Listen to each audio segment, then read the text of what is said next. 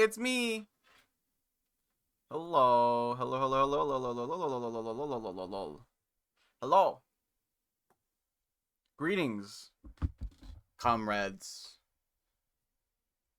stinkers, furry people, one and all. Hello. How you guys doing? Give me 110 chat right now. Hello. Welcome to Friday. Or as I like to call it, the day that I look forward to because I get new Factorio expansion devlogs. Hee hee. Hee hee. 8 out of 10. Fuck yeah, Kayani. Poggers. My CSP, please start. How are you guys doing? I'm doing fantastic, dude. I got tacos today, and I'm really excited because I have new art in the works. I sat down with Babanasaur last night, and we were just like brainstorming different like design ideas, and I want to show you what we came up with because it looks really good. Actually, I need to download. I need to download what they sent me.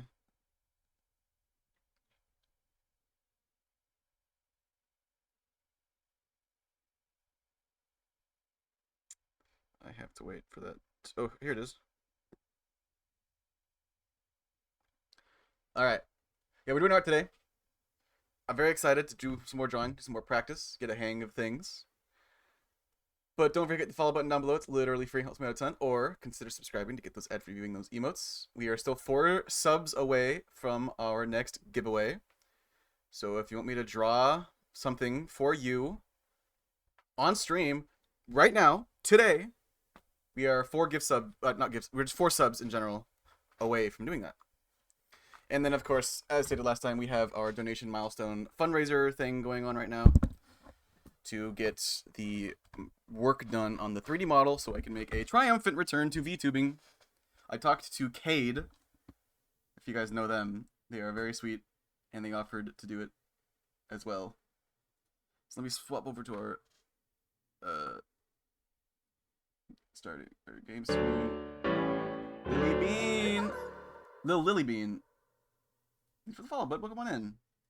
Hope you're doing fantastic. All right, Clip Studio. Let me show you what Alex and I have been cooking. Okay, I'm really, really, really, really excited about it because it looks really fucking good. Check this out, chat. Check out what Alex and I cooked up. This is Alex's work, but I was in call with them. We were discussing different design ideas. What do you think about this one? For Renault, or Jezrien as they're going to be called. What do you think about this, chat? Does this not fuck really hard? What do you think? I am in love with this design. I think it looks really good. Much better. Much, much better than it used to be. A bitrate, are you okay?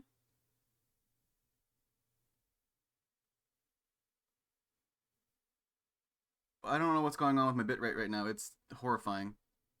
They look cool. Yeah, I'm so happy. A friend of mine made a comment one time in with love. This is not supposed to be a drag. This is they really liked it. How Renault's old design kind of looked like Power Ranger,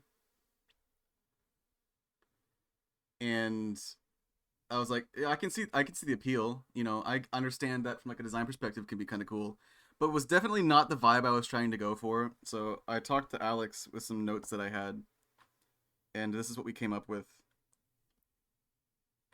and it makes me very happy. We have 2 different versions, but I think I prefer the darker teal over the light. I think it contrasts better. What do you guys think? I'm really, really happy with the way Alex did this. It looks so fucking good. So we did a couple of things. I want to extend like the crown. We have a mane now. He has a mane, just going back down the back of his spine, down his tail. Right. The armor pieces were changed up. The color scheme was very Power Ranger-y, so I changed it up, brightened some colors, darkened some colors. lightened up his underbelly, added like these like little crest crown scute things on his top of his thighs to his knees. He's got little bootsies now, like robot feet that I'm really happy with. He looks so good now. Alex did a phenomenal job. They have an insanely good eye for design. So big thanks to them. But we're drawing not that today. I kind of wanted to give a go at drawing um Pershing today. Let's make absolutely sure I'm not opening up a very not safe for work ref. Okay, cool. Because I want to be able to draw all of my Sonas. Right? You know what I mean? I like the lighter colors, but that's because I like natural colors. So you what you like? Yeah. All right. So horse. Horses are really weird.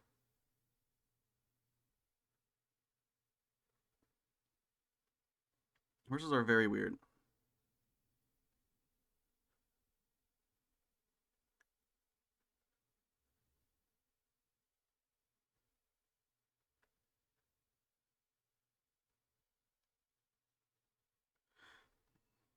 Maybe I don't draw this. Maybe this is too hard. Maybe this is too ambitious for me right now. Maybe I stick to big cats for now, and then we can do horses later. I immediately regret my decision to pursue horse. Let's just stick to doing one thing. Hello, Mwah! Hi May, how you doing?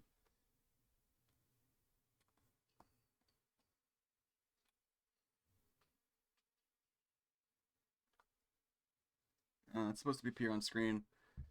I don't know why it's not doing that. Okay,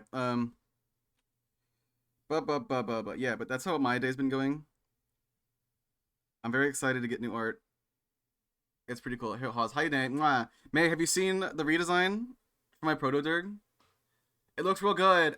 The Venusaur did an amazing job. I could stare at them for hours. I love them so much.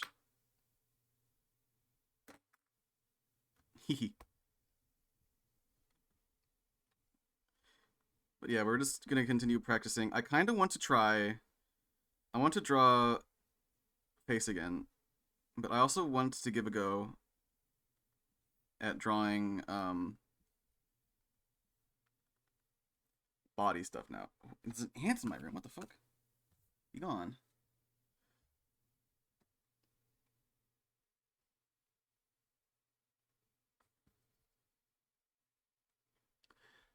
I feel that I just made a copy for myself, and horse faces can be rough. Yeah, mm-hmm.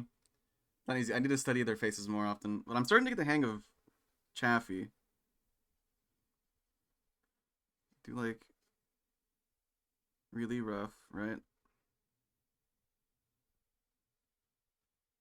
Okay, I'm not gonna even bother with doing that right now. Keep the eyes in place. And then we gotta figure out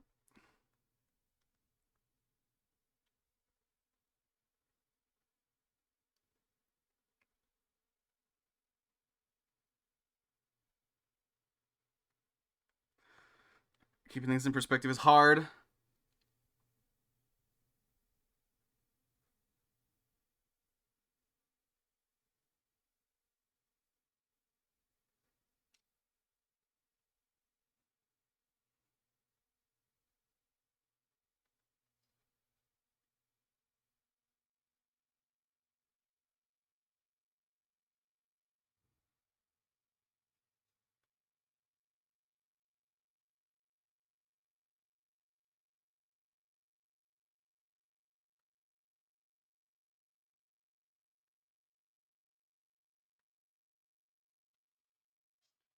His face is too small. This is what I always do. I always think I'm going great, and then I step back to the reference circle, and it's just everything's just way too small. Way too small. I always do this.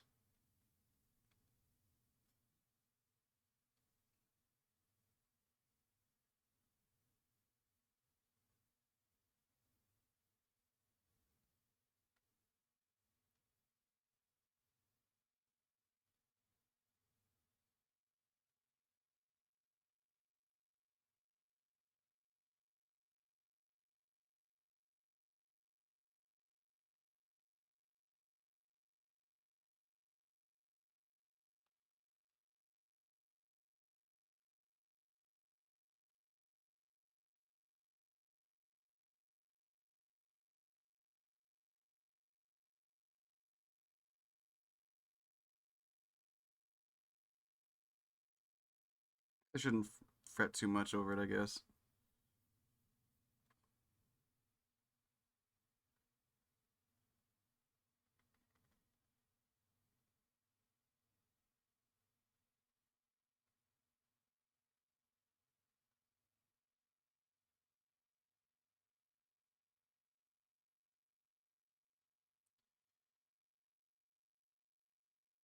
I'm trying to keep in mind what friends told me to do.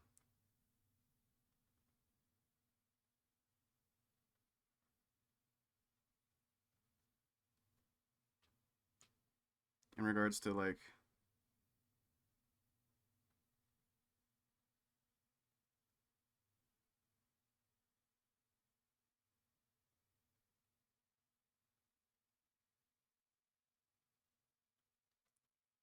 shapes of certain parts of the face.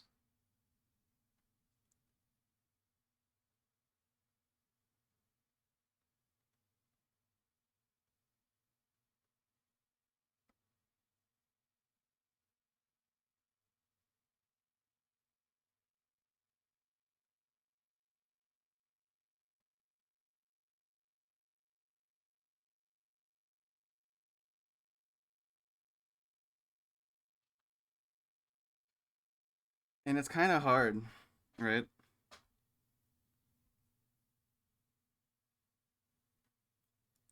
It's just a means to an end, right? I'm just trying to make a face so that I can start working on an actual like body for it. That's really what I wanted to practice today, is doing actual like anatomy stuff.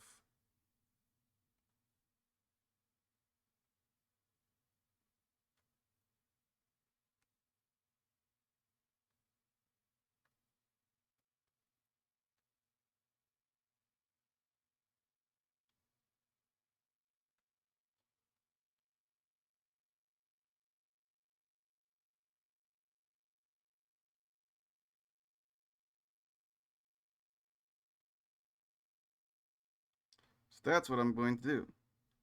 We are practicing.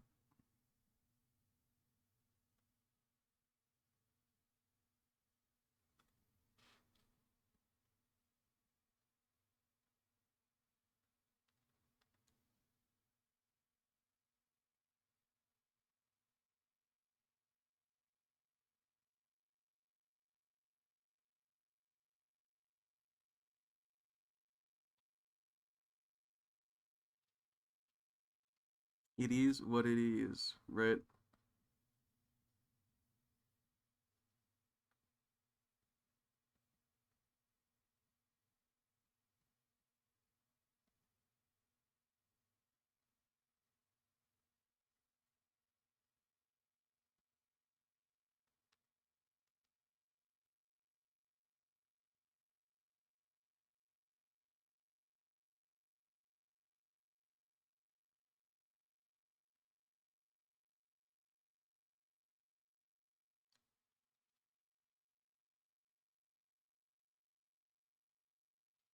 Okay, whatever. It works. Hi, Vay. How you doing, buddy? Bestie, even.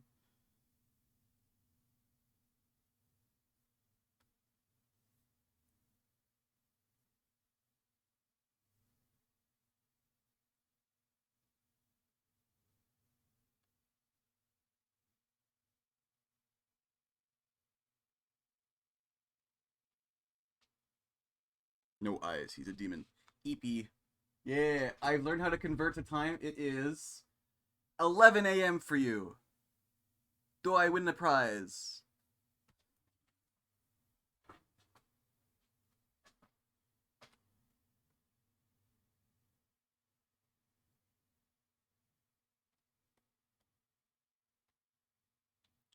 Okay, what I really wanted to do again, as I said, is practice like actual.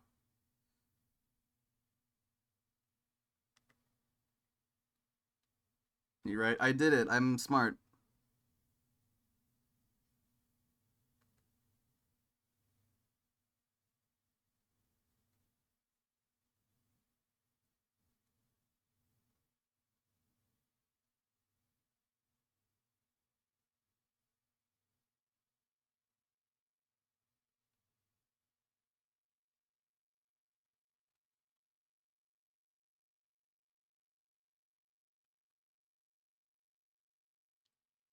Damn right we do.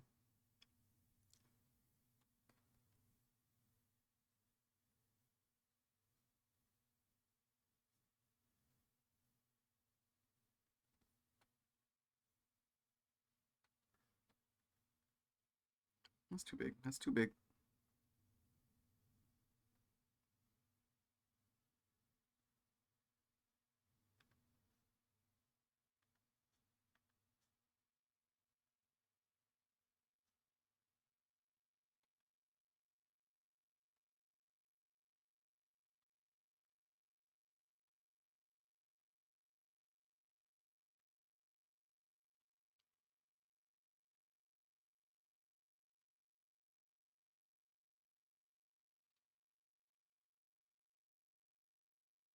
All right, there we go.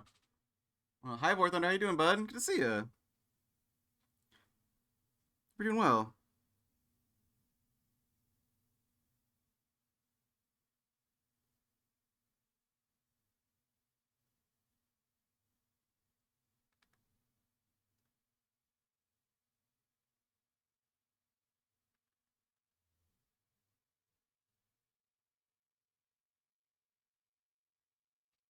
Thank you for the pets. All right, I want to figure out how to do body stuff. I should make this entire thing smaller.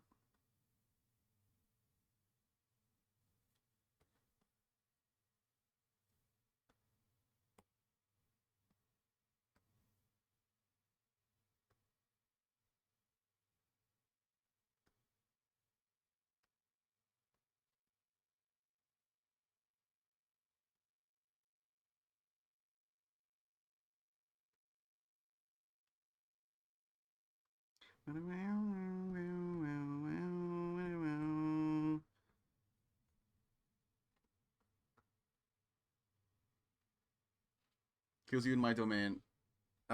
Counterpoint.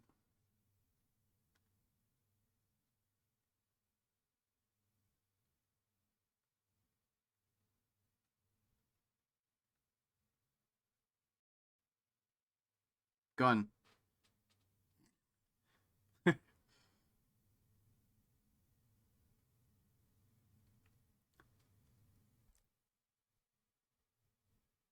Ugh.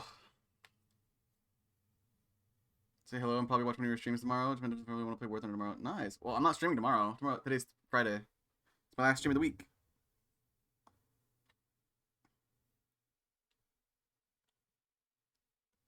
How do you do bodies?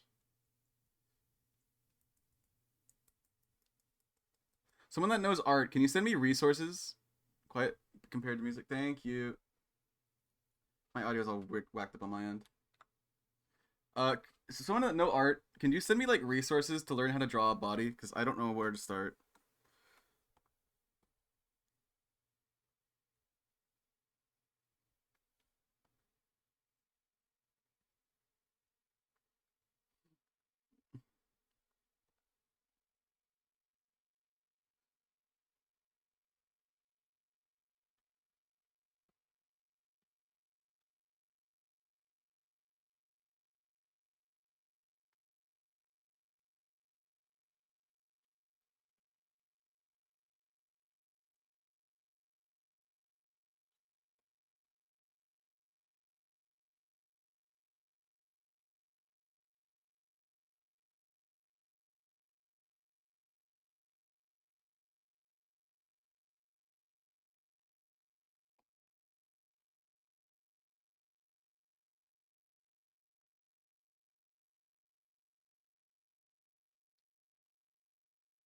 You're going for the kill when Nam was on Holly's stream earlier from his away from his power source. What do you mean?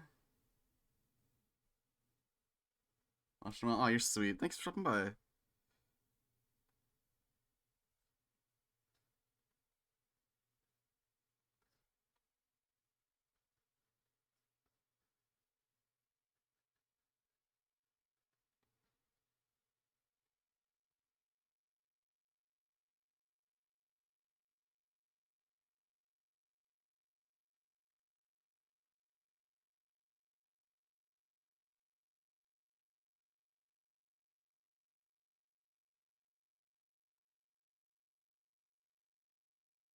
there. Okay. Plus 2 and call with a class? Sure. Yeah, go for it. That reminds me, I also have to open up the call. I forgot. I keep forgetting. Yeah, go for it.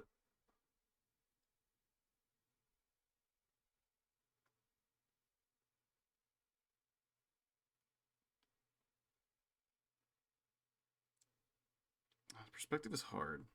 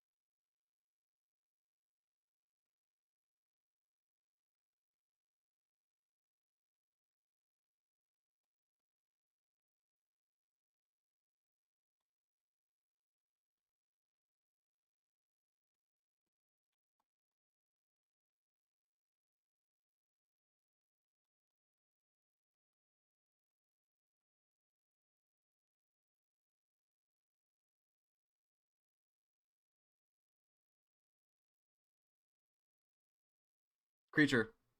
What's up? What's up, homie? Are you ready for learning? I'm ready to learn so hard. All right. I'm making sure that it's safe for me to share my screen. Okay, this is not right. I'm just gonna delete this. I'm kind of just winging it and hoping it works. Ba-boom.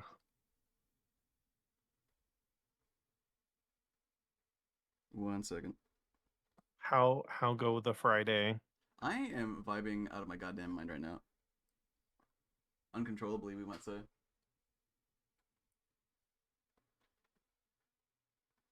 I've rotated my canvas. Let's fucking go. Ow, ow. Oh, Hi, hi. Serena. Hello. Oh, look, everybody's doing the doodles. All right. Yeah, all right. Are you ready? Are you ready for this nonsense? I am so prepared. Okay, so we are going in this order because I know you don't want to have to do like 5,000 studies while you're streaming right now. Yeah, you're right. So I'm just gonna give you like a vibe that you can go with. Okay, so you drew the head first, right? Yeah, I have the head. Cool. Okay, so the thing with drawing bodies is usually drawing the head first is a bad thing. Really? This is not this is not how a lot of people, especially freelance self-taught artists, will do things. Usually freelance self-taught artists will draw the head first anyway. But Hmm. the reason why you learn to draw the head not first in traditional art is because if you've got like a page, right? And you draw the head first and then you draw the rest of the body, you'll end up drawing like stumpy ass legs because it doesn't fit on the page. Fair. I can Like see in that. digital, you Yeah. don't have to worry about that because you can fix it in post, but that's like why you're taught to think of how big the body is first. So like what I used to do in college was I would draw like a line at the top and the bottom, Sure. and then that would be like where the head goes and where the feet go. Oh. So I might still draw the head first, but I do it with the lines so that I can kind of like rough out how big it should be compared to everything else. Okay. So that's like step number one. Step number one is either draw like a bounding box for yourself so that you don't end up drawing things way too big. Or you can also do like the gesture line where like let's say that you know that you want them to be leaning like kind of standing but like with their chest out, right? Mm-hmm. Then the gesture line might just be like a very slight curve. Sure. And Thanks for the pets, then Leggy. and then you do like the halfway line because that's roughly where the hips would be. And then you can draw the head. Oh, okay. So Do that. Do that. And that just helps you get the proportions the heck? more correct. That's almost a whole year. Serena, thank you for the tier 1 for 30 months. It's like almost a whole year. Yeah. Almost one entire year. Yeah. Yeah, so you could tell immediately that the head was like a little bit big, right? Yeah. Yeah, that's why this is nice. Cuz like it's still digital, you can still fix it after the fact, but it gives you like a vibe. Yeah, exactly. Okay. Okay, second thing is we're going to use the bean method because I think you will like the bean method the most. Yeah, the big issue that I have that I just don't really know where to start with is just how to block out the body. Yeah, know, so and keep so it in, like, circle for ribs. They go a little bit under the head. And then circle for the pelvis. And usually this circle for the ribs would be bigger than the head, right? Yeah, Okay. usually. It's going to usually be 2 heads tall and 1.5 heads wide. That's kind of the I'm vibe. also drawing circles. Is the problem I'm having right now. So here's the secret. You can draw squares if you want. I don't know if that's much better. Let me do that. But yeah, you just want it to be a little bit taller than it is wide. Yeah, like that. Okay, and then Yeah, and then this is just like personal preference, but I like having the circle for the pelvis go a little bit above that halfway a line. little bit above. It doesn't have to be, but that's how I like to do it. Okay. Okay. And then what we're going to do now, we're going to figure out where the feet are. So like, are they standing straight? Are they doing like the big wide leaning Overwatch ass action pose? No, they're just standing. I want Yeah, to so- I want to keep it basic so I can understand the fundamentals. So like I will draw either like little squares or little circles or just like the line of the top of the foot. It can be anything you want. But just like Oh. figure out where you want the feet to be.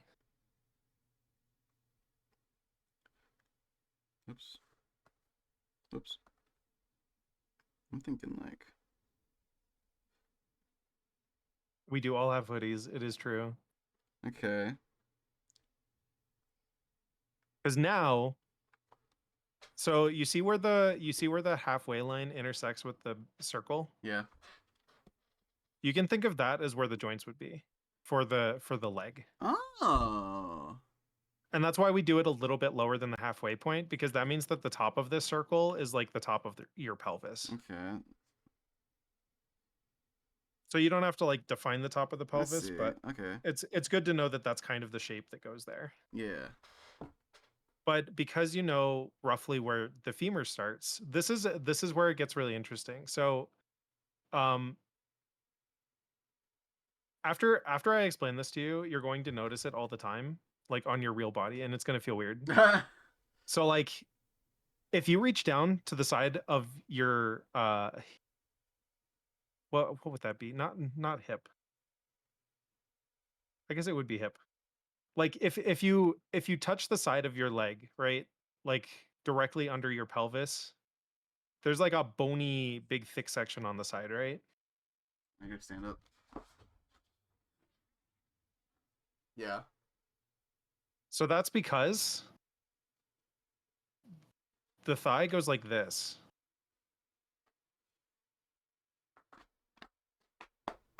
You're right. No, I can't. It's an upside down L.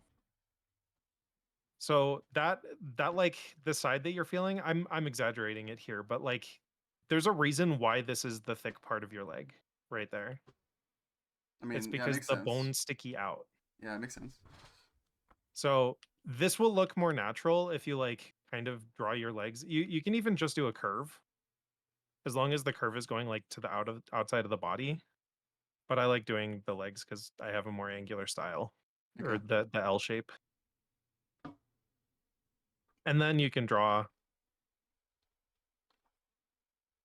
because like the knee would be, you know, roughly halfway between the like where the legs connect and where the ankles are. Sure. So you can draw like a line for roughly where the knees would go, and then just draw the curve to that point.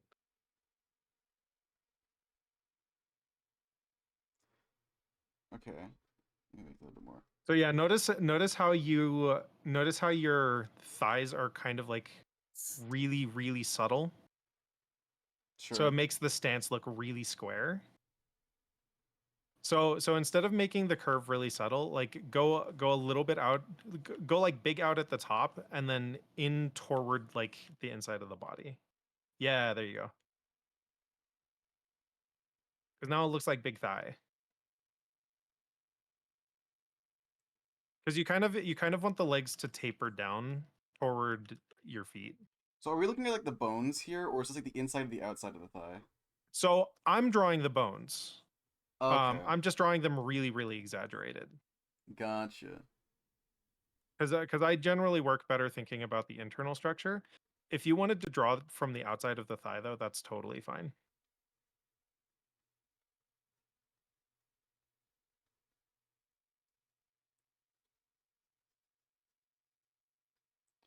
I see. That actually makes it a lot easier to like visualize in my own head.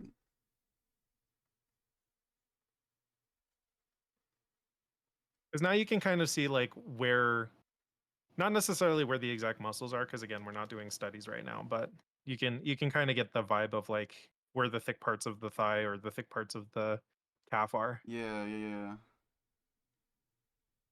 And then the Interesting. bean for the upper body is just draw like I went a an little bit under- outward curve. And then on the other side, you're drawing just like the connecting line between the two of them.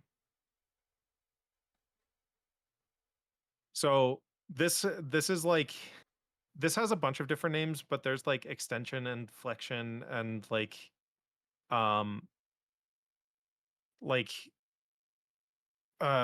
counteracting. I forget what the term is for a lot of this, but you can see that like one side is really long and the other side is two things that are kind of squished together, right? Yeah, right. This is a really, really common shape in any living creature Mm-hmm. because you're going to be stretching a muscle the same time that you are flexing a muscle. Right. Because you're always going to have like a counteracting group. So like if you were to flex your arm right now, yeah, Yeah. like it makes your bicep big, but it stretches out your tricep. Mm-hmm. So like your tricep would be the flat one and your bicep would be the skinny one because it's being scrunched together, whereas the other one's getting longer. So like if you keep that in mind, that's kind of like where, like why the bean is useful, because essentially you're saying that like the front of the body here is being stretched and the back of the body is Being being scrunched, yeah. scrunched. Strangle.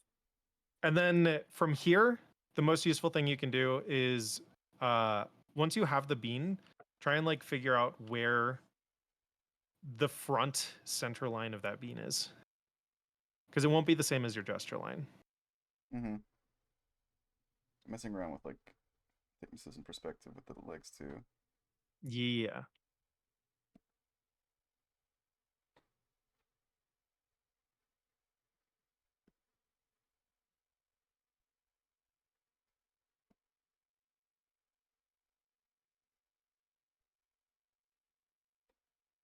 Interesting. Okay. Sorry, one more time. So with the bean, and this is good for the face as well, because you've already started doing like the center line for the face, right? In Like theory. when you draw the circle, you draw like these cross lines to kind of show you where the front is. Yes. So you're going to do that on the front of the bean. So you want to basically draw a line that's like if you were to cut the bean in half. Okay, simple enough. So that lets you figure out like where your pecs need to go, because now the pecs will be like the top third of the bean. Oh, okay. And then you have the rib cage is like halfway down this middle section. Stuff like that. Like obviously I'm way oversimplifying stuff because that, That's good though. That's how Yeah, good yeah. learning time. But like that's kind of the idea is you want to break things down into like measurable sections that you can remember. So Yeah. like for me, I tend to draw more like boxy shapes like this because it lets me say that this is the side of the body. Sorry, I know people on stream can't see it, but I'm essentially drawing two cubes attached to each other. Mm-hmm. And like the side of the cube, this is the side of the body. So it means that the front is really easy to draw a halfway point because it's a box. Some people like the bean because it's a more natural shape and it fits like fatty or like muscly shapes more. Right. But yeah, then I can cut the top in half and then that's where my pecs would go. And for pecs and boobs, I usually do 45 degrees out. And this is not like real 45 degrees. It's like, 45 degrees in perspective based on where all the lines go. Yeah. Right. But that helps me figure out like where things are kind of wrapping because things are sticking out, but they don't like boobs don't go forward because the chest, the rib cage is round, right? Mm-hmm. So that means boobs fall sideways. Right. I know this. So like drawing the 45 degrees helps you like put boobs and pecs in the correct direction. Pretty cool. I'm just And absorbing then knowledge here at the same time. arms, I will usually draw like spheres for where the shoulders would go. Mm-hmm. And then same thing with the feet. This is like something that has been just super handy that I've only started doing in the past couple of years is figuring out where you want the hands to go before you draw the rest of the arm. That is a good point. Because it's like inverse kinematics in video games. Like if you want the hand on a table, you want to put the hand on the table regardless of where the rest of the arm is. Sure.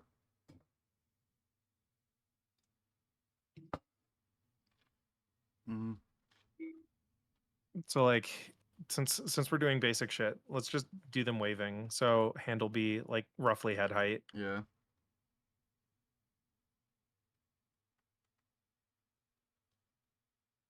And then general rule for hands, unless you're doing more exaggerated proportions, is that the entire shape of the hand is usually the same size as the head.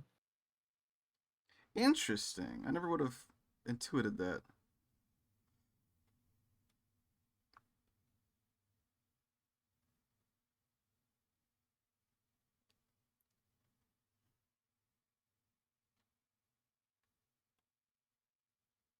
And then yeah, you're already picking up that I separated the index finger from the rest of them. Yeah, But that just yeah, makes sense. that's super helpful because then you can be like, okay, this is closed, this is open, pointing, whatever. Mittens. But now that we've drawn this, you can draw a line to the shoulder and be like, okay, that arm is really short, unless we're like looking in perspective or whatever, then it's fine. Mhm. So we want to draw something where you can like split this line in half. This triangle kind of doesn't make sense, but basically you've got like where the wrist connects and then where it connects inside of the shoulder. Right. And then you want to draw an isosceles triangle, a triangle with two congruent sides. Wow.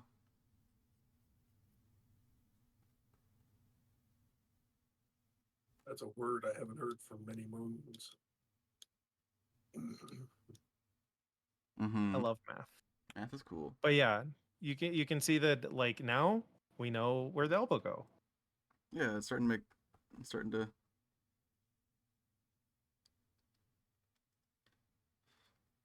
starting to make more sense. Yes. And then this is like a kind of hot tip for the wrist area until you've like done studies is the wrist is usually more square. So I will usually draw like a proper square. And then bulge the muscles out underneath it. Oh. Because there's like a whole cluster of carpals and the wrist bones that come from like the radius and the ulna, the two forearm bones. Mm-hmm. There's a whole bunch of crap that's directly beneath the hand. So it's usually helpful to kind of like section that out as a square because there's not as much thick muscle there anyway. I see.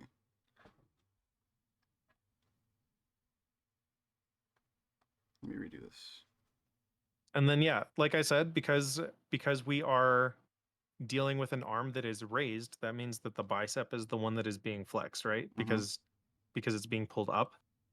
So that means that the bicep is going to be short and bulbous. So it's going to be the round shape. And then the tricep will be flat under the arm. Because it's the one being extended. Mm-hmm.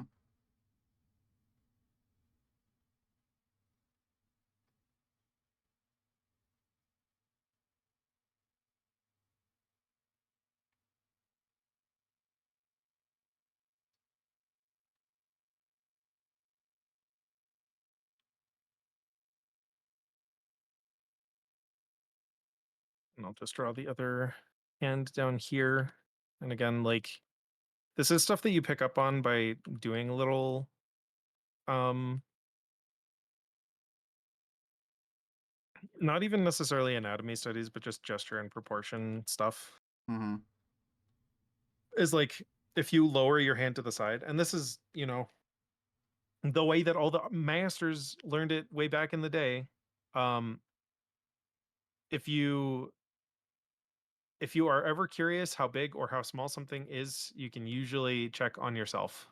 So like your arm, if you lay it down to your side, your fingers will usually hit like lower on your thigh than you would necessarily expect them to. Yeah, I agree.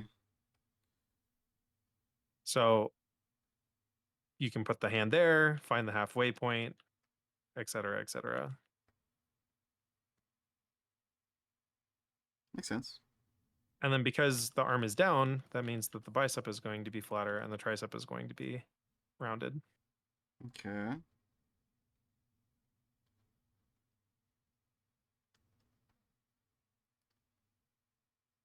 So again, draw the line to the shoulder first so that you can like figure out where things need to go.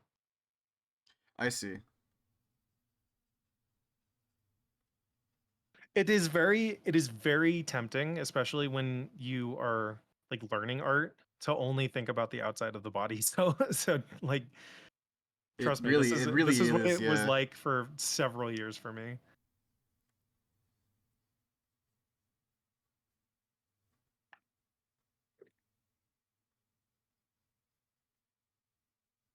Hooray.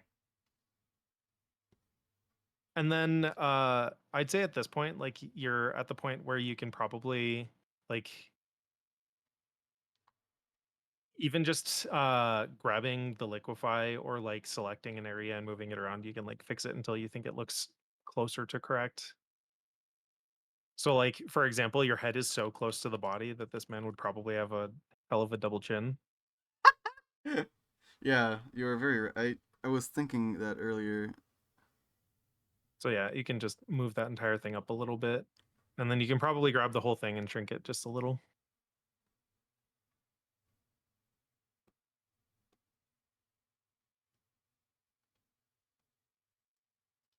Yeah, like I'd grab the entire body and just shrink it a little bit because I Uh-huh. imagine you're gonna put ears and stuff, so I want to make sure you have room. Oy.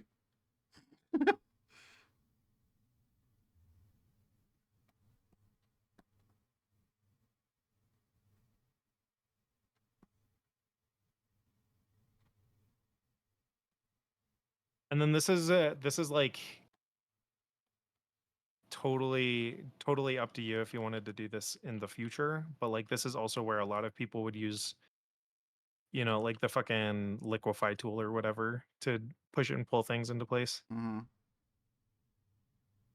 Neck is one of those things that I am not super good at, but you know, it's roughly a cylinder. You just want to remember that like so this is again like a weird thing that you will learn when looking at the way that people simplify stuff and when you look at actual skeletons is like if this drawing that I have is the side of the torso, right? Sure. Um the front of the chest slopes down. Okay. So when you're looking at like the spine, right? If you were to think of the shape that the spine is, you have like the curve that is the back of your neck, Mhm. and then the outward curve for the is it thoracic? Yeah, Yeah. I know what you're trying. I know what you're saying. And then whatever this is, and then the lumbar, and then the tailbone, right? Mm-hmm. So like the neck moves forward. Because the spine kind of presses against the back of the neck. So I Yeah. imagine wherever you draw like the line for the spine, right? Yeah. The- So the neck is like further forward on the like shape of the chest that you have Mm-hmm. than you might necessarily anticipate.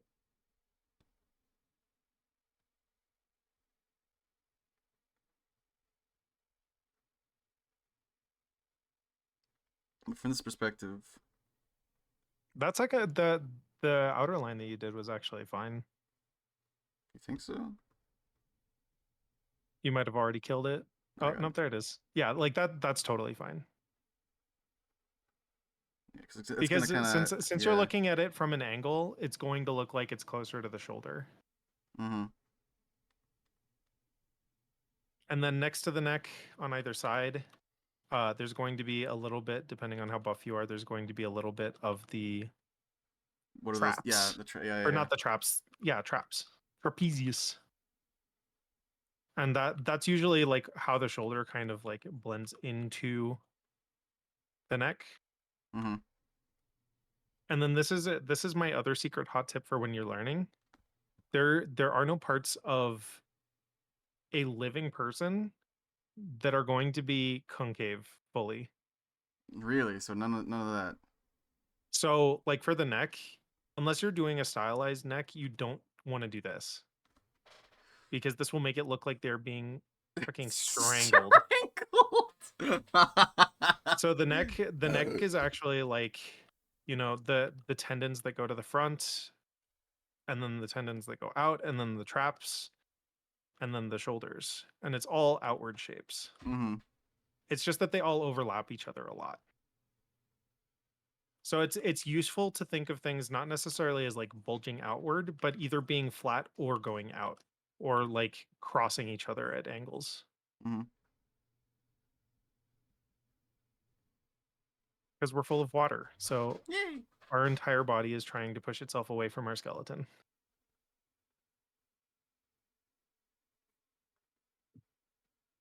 And then the neck muscles that everybody really likes, you basically want to go from where your ear would be down diagonally to the center at the top of your pecs. And this will be like kind of hidden on the side that's facing away. Yeah, like that. Okay. Because again, if you were to feel that muscle on your neck, then you can feel that it goes directly underneath your ear. Yeah. Okay.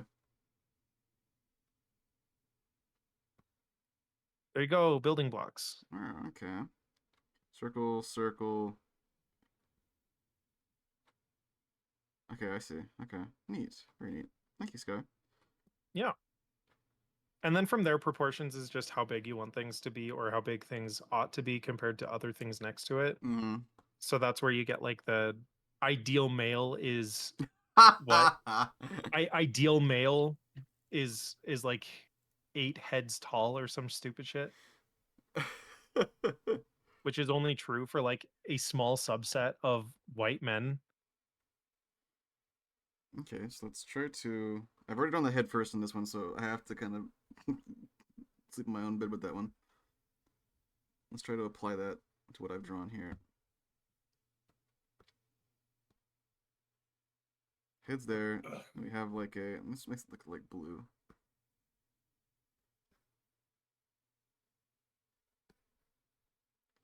And one thing that can be helpful with this, if you're planning on doing like outlines on top of it, right? If these are just guidelines and you don't necessarily want to erase away at them, Mm-hmm. is just lowering the opacity of the brush.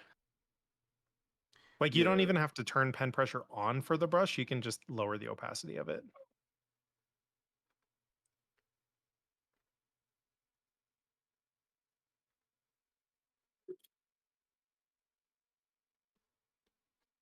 So we have the top of the head right there. The bottom of the feet right there, right? Yep. And then roughly halfway for the pelvis where the thighs start.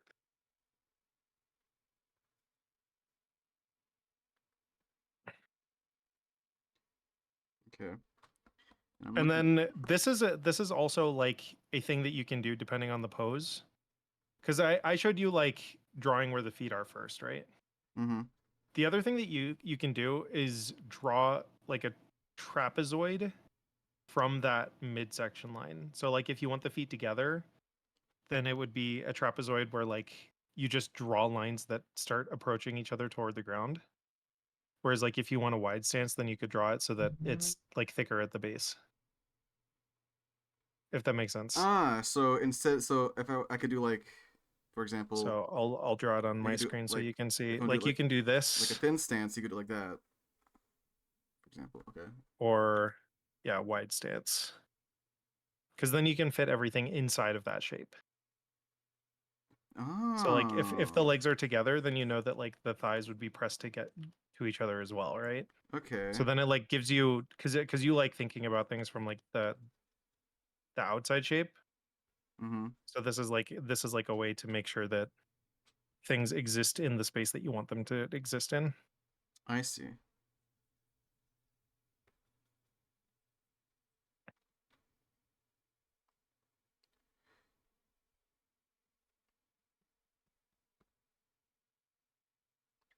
And you would go all the way to the ground with that. All the way to the ground. Okay. Just because then you're going to split it in half for where the knees are.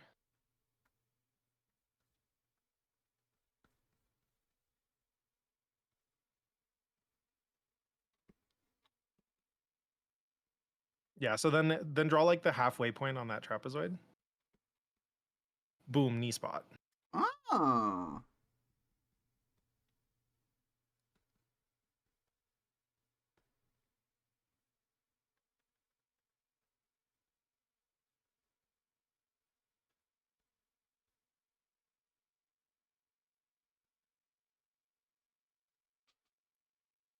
This is why I like teaching people draw because I don't tell people there's one way to do things. Mm-hmm. I like the way you YouTube is teach. This is scary. good. Yeah, I like the way you explain things. It makes it easier to follow.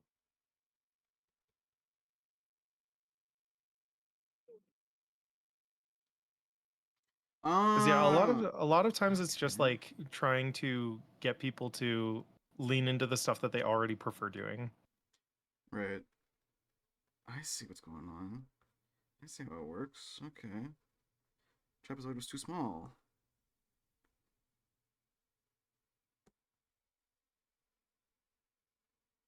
That trapezoid trick really is a good idea.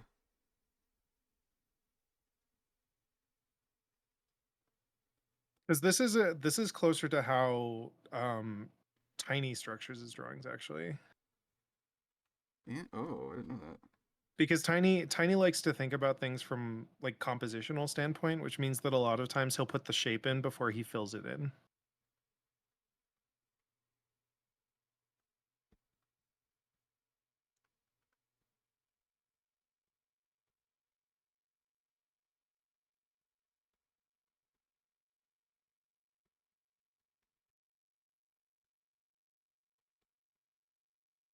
Well, that immediately feels so much more intuitive.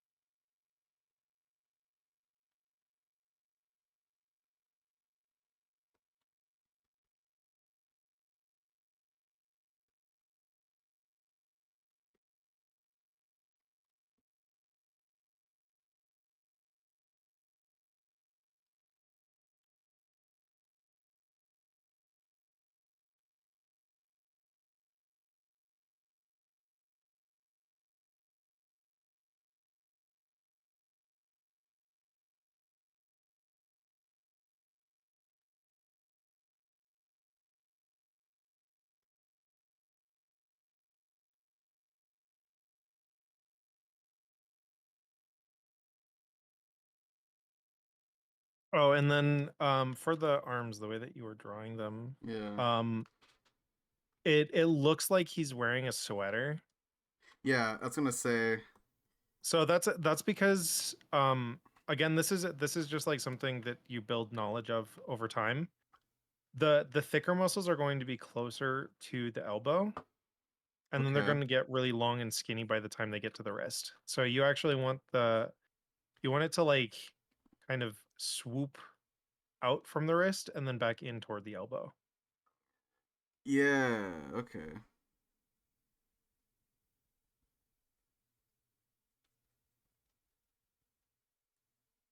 Oh, I'm making it too small.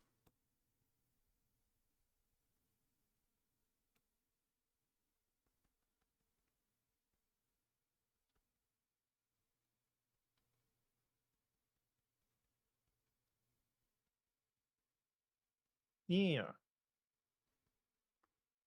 Okay. And stop muscle. And then notice how the bicep feels a little out of place. That's because Yeah. it's going above the shoulder right now. So the Above way the that you can shoulder. fix that, the way that you can fix that right now is just by erasing the shoulder circle and moving it a little bit up. Like you can leave the bicep where it Oh, is, so you can really? go forward. So just erase the circle for the shoulder. That's a pin. Cool. And then just redraw that a little bit higher.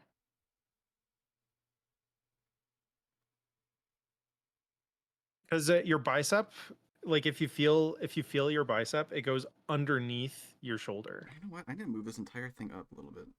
Oh, I sketched on the same fucking layer as my face. Oh no. I do it all the time. Oh, you know how you might be able to separate it Oh quicker? yeah, color gamut. I can do that. Yeah.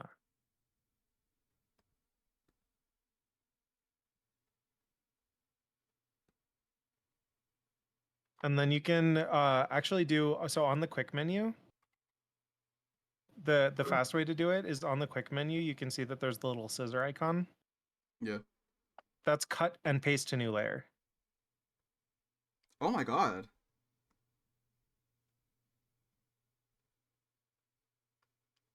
Thank you. That's much better. Oh, it leaves like a shadow. The ghost. The ghost. I can change that. Slightly expanding it.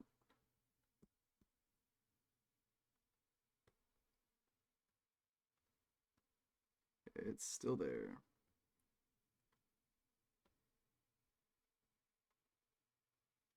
It'll always be a little bit there, I think. Unless you really increase the range in the color gamut thing. And even then, it's an imperfect tool. I mean, the parts that are important Thankfully, stand out the most. So, yeah, thankfully you can always erase it too. because I need to keep in mind because his shoulder is going to be a little bit in the main, or obscured by it. So I need to make sure I get Yep. this. Yeah, nice. Okay. And then this is like something that is pretty subtle on the ref that Sunny did, Mm-hmm. but the Like other shape these. that you can add is the lats. So you on the ref you can only see the one on the character's left side. You're right.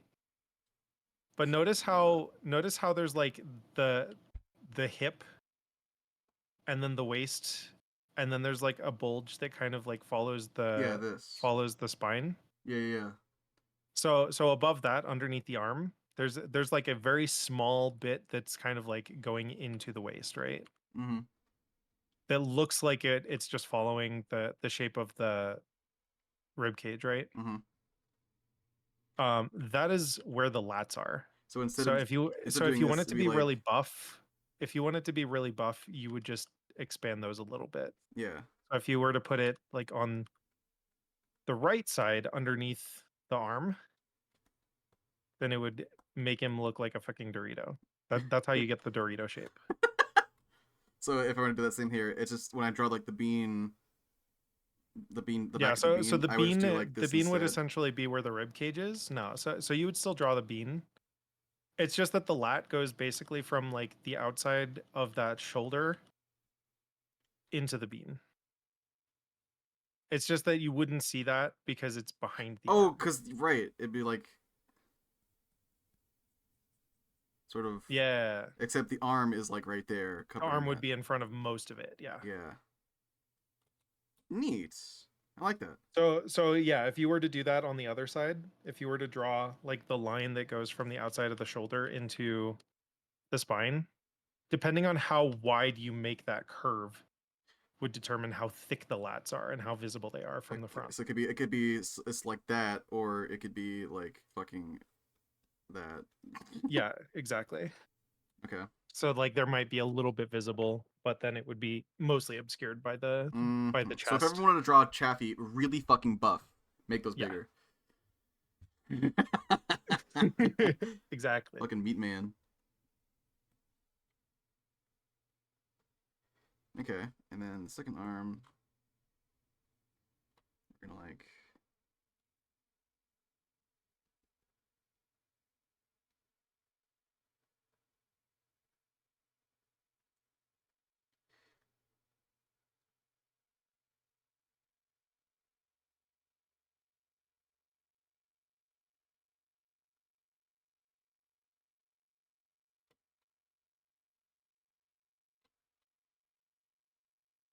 Yep, and then you just want to make sure that you're drawing the line to the shoulder first, because notice how your wrist is going straight up. So You are that would make so it so right. that like that would make it so that it almost is as though they're doing the pose where it's like the is it Take on Me, like the funny TikTok run? Yeah, the arm would go like that. Yeah. So I'm assuming the wrist would kind of just like bend towards the shape, the scale. Yeah, it would just be roughly square in the direction that the forearm is going. Okay. And then how straight the forearm is going depends on how straight you want the arm to be, or if you want to add a little bit of that isosceles triangle again for some amount of bend.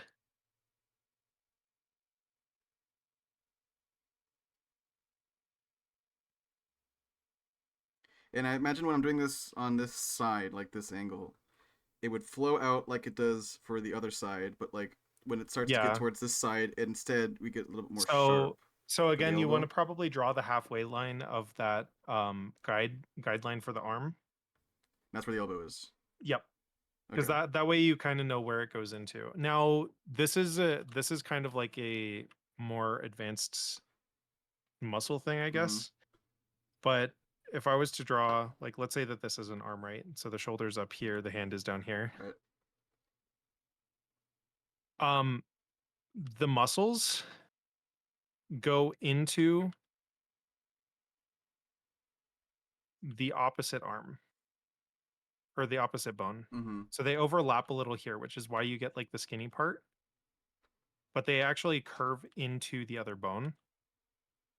So if that is helpful to go a little bit past that halfway point, don't be too scared to do that. And then you can always like emphasize the elbow more after the fact. But having the shape kind of curl past that halfway point makes the muscles look like they're actually going into each other. Because Okay. so this is like Nan, have you worked with heavy machinery at all? No. Okay. So this analogy may not be the best then, but I still want to explain it to you. Yeah. What can I help you with? I knew Serena had, which is why I mentioned it. So like if you think of a hydraulic, right? Mm. I don't know how fucking hydraulics work. It doesn't have to be machinery. No, I know. It's just it's nice to associate it with a thing that you've experienced. Yeah. But like if you were to draw a hydraulic where the hydraulic is like here, right? Mm-hmm. That is going to be less effective. Or let me put it this way. So if I was to put the hydraulic here versus here, this one is going to have more range. Right, I can see that. Or rather, no, that's right. but like if you were to just put a hydraulic here, right? It Mhm. just wouldn't work. No. So you have to think of your muscles the same way. Like you want your muscles to connect across the hinge because that's how it moves things back and forth. Right, that makes sense. I think of it. So like your pec, for example, your pec brings your arm toward your chest, right? Mm-hmm. Which means that the chest muscle connects to like the center of the chest way over here. And then if your shoulder's like up here, right? It actually connects like partway down your arm. Because it has to rotate the arm toward your chest. Right. So that's why you get the armpit is because it's a bunch of muscles that are overlapping in weird spots because of where they connect to either the arm, the chest, the clavicle, etc. Mm-hmm.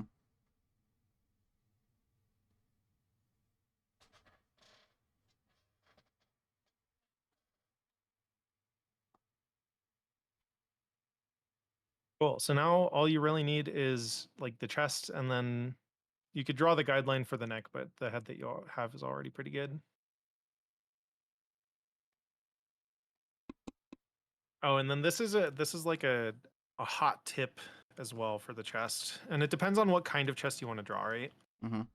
But like if you've got the rib cage for the bean, Right.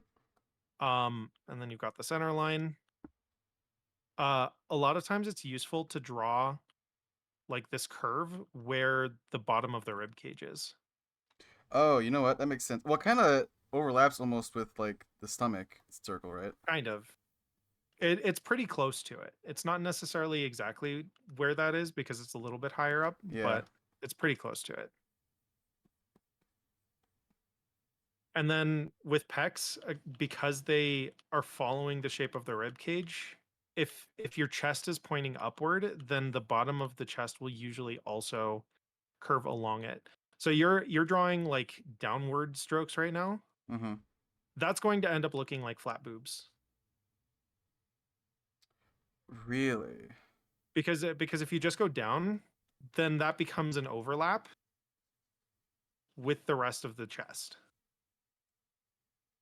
So if you want pecs to look like big meaty sticky out pecs, then you usually want to have it so that the bottom of the pec follows the shape of the rib cage, Mm-hmm. which means that they'll curve up in this case. So you'll get more of the bulge at the top instead of the bottom, just from the angle that you're drawing it at right now. I see. Okay.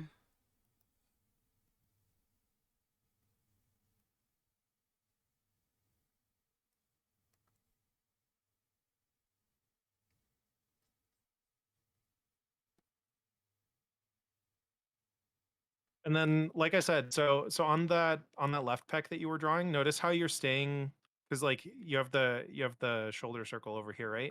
So you want to like kind of like extend it You're like out. trying to stay inside here. Yeah. Yeah, you want to go all the way overlapping with that All because right. it connects to the arm. Uh-huh. Yeah, there you go. All right, that was good. Okay. So now you could go over this with like line art and feel fairly competent. Oh yeah, and then what you were saying about the like side next to the hips or whatever, Mm-hmm. that's the obliques. So yeah, remember how I was saying that there's like the top curve of the pelvis kind of follows pretty close to that circle that we did for the hips. Yeah. Um, the it's up to you how you kind of want to stylize this, but like what I will generally do is like go out, in, and then out again, like that. To a varying degree, it doesn't have to be super intense, but the like So like in, you go a little bit out, in again, sort of on the is sides. because the way the spot that those connect is the top of the thigh. Right. So if you've got like the six pack, right? It connects like at the edges of the six pack, right before kind of where the fupa and the groin are.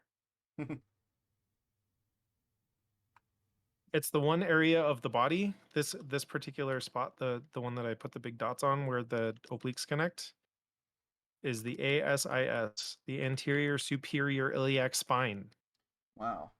which is one of the few areas that is considered a bony landmark on the human body because it doesn't matter how fat or how skinny you are, they will always be visible. Oh. Or at least always be exposed. Like the fat might overlap it, but the hard part will always be exposed to the outside of the body. Okay. I'm gonna put this down into a more solid sketch. And don't forget to bring your brush opacity up and go on a Oh, different right, layer as yeah. well. Oh, hold up, hold up. I got a Also, thing. hot tip: erase a couple times before you start drawing. Just like in empty space, do a couple erases Why? because now you won't undo back to the wrong layer. That is so smart. Oh my god. Okay, so I'm thinking. Right.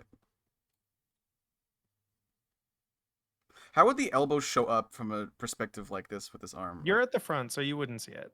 yeah, but I'm thinking like It- his hand is slightly. You would see like the inside meat of it, but you wouldn't Yeah, actually it'd see be it sorta because like- the way that the hand is shaped right now. Yeah.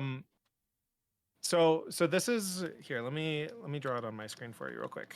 New layer. Because you have it, you have the arm going like basically straight out like this, right? Boop, boop, hand, like this, yeah. One second, let me.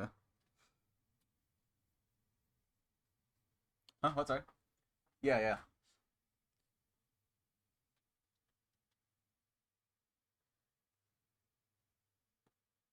So the way that the bones are working in this pose, because the hand is facing away from us, right? Mm-hmm. We're seeing the top of the hand. Right.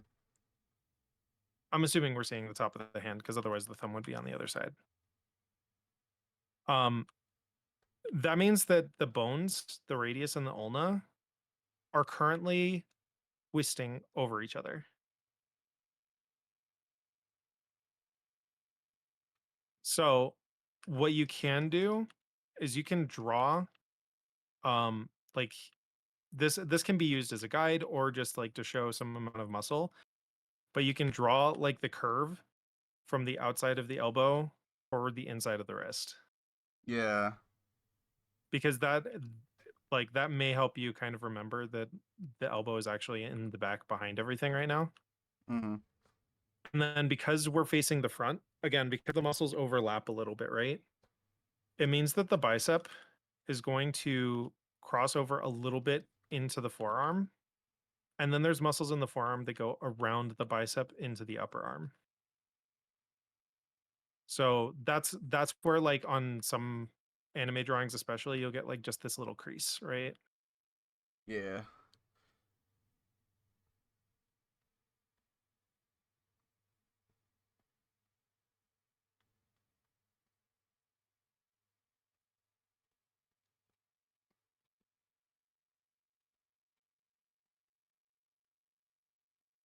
Now that said, because your character does not have big hick and floofies, you wouldn't necessarily draw this, but that also is a way that some people will like in their design emphasize where the elbow is even when it's not visible. I Is see. just which side you see the fluff on. Because if you see the fluff over here, then you know that the elbow is facing more up. If you see that the fluff is like closer to the bottom, then you know that the elbow is facing down. Mm-hmm.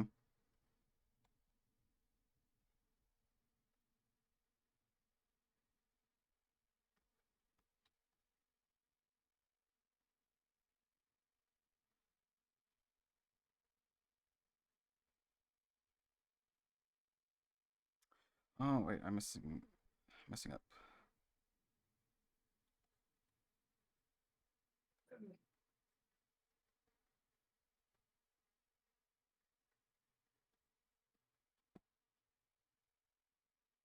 Yeah, what the fuck? What? I got a Twitch payout. Huh? Wait, did I get mine? I keep forgetting that I have Twitch because I don't stream often enough. Did I get mine? Question mark. I got like $200 from Twitch last month. Hooray! It's payday, baby. Dollar. Money, money, money. So in regards to like where the like I'm looking at where the pecs, the bottom of the pec would meet the underside of the arm here, Yeah. right? Though this is like so on the character's right, your left side, Mm-hmm. you are going inside of your bean, which is Like why right it's here. looking like it's cutting into stuff. So remember, you want the pec to be further out than any of the chest. Oh, I see what you mean. So don't follow the bean with the pec. You want to go a little bit further out, and then with the section that you're doing right now, this is like a handy little visual cue. Is the pec usually goes to another spot of the chest that is like where the rib cage sticks out, and then you get the waist.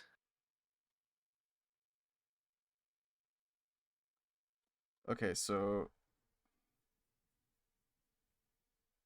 Yeah, there you go. So again, notice how your pec has like the corner is kind of curved. mm-hmm. So erase that curve and just go up. Right here. Yeah. And by up you So mean so like curve in from the bottom line instead of from the pec line. There you go. ah. Because that just changes which direction the overlap is coming from. Okay, and we can just like get a little bit of style by not going it all the And way. then yeah, you can do like little hatch lines as well if you want to show that it's not like a hard line all the way across. Because yeah, you probably don't want the pec to be like a completely different shape from the chest, right? Right. So yeah, you can just do little hatch marks. Yeah. And this left side is gonna be Kind of the same way. So it'll follow the shape of the spine. And then you don't want to curve it quite that much. This side you can just have kind of go directly into the arm because the rest of it's going to be covered up. It might go up a little bit, but yeah, this side kind of gets like stretched out, right? yeah, exactly. And then for a little flare, so we drew kind of where that line was for the rib cage, right? Mm-hmm. And we kind of talked about where the lats are on the outside. Mm-hmm. So now what I'm going to talk about, and this is going to go from where the ball is toward that line that you drew for the rib cage. So if you draw like a little bit of a line there, Okay, wait, one more time. so there's like the circle for the shoulder, right? Yeah. Draw a line from the edge of that circle forward the line that you used to show where the rib cage is, like where the upward crests of the ribs are. So like from the middle of it, or the thing for the edge of it right here. From the edge, yeah. So like right, like A little bit lower because you want it to be kind of like as though you were coming from the center of the circle. or the right, be right. Like there's the like that. So you don't want it to go to the center because the center is where the sternum is. You want it to go to where like the side of the six pack would be. So like right here. Yeah, that's pretty close. So that is not like an exact spot, but this is where you would put the start of the external obliques and also the serratus anterior, which are the muscles that like I'm using the big word because it's fun to use the big word. Like the muscles but that they go are the along the muscles side, that yeah. follow the rib cage. Yeah. And then those overlap with the muscles that make up the obliques. So that's why on buff characters you will get like these shapes. I see. Okay. But those like sometimes it's just useful to have like I had you draw a solid line just to show you where it was. But if you just do like a little bit of a hatch line that goes forward the inside, that'll also make it look more like the muscles are going in the right spot. I see.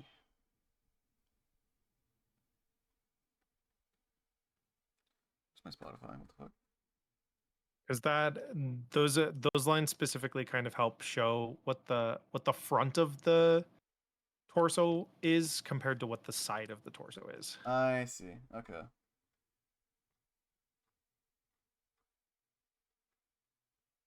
And then yeah, you nailed the spot for the belly button. Yeah. Mm, okay.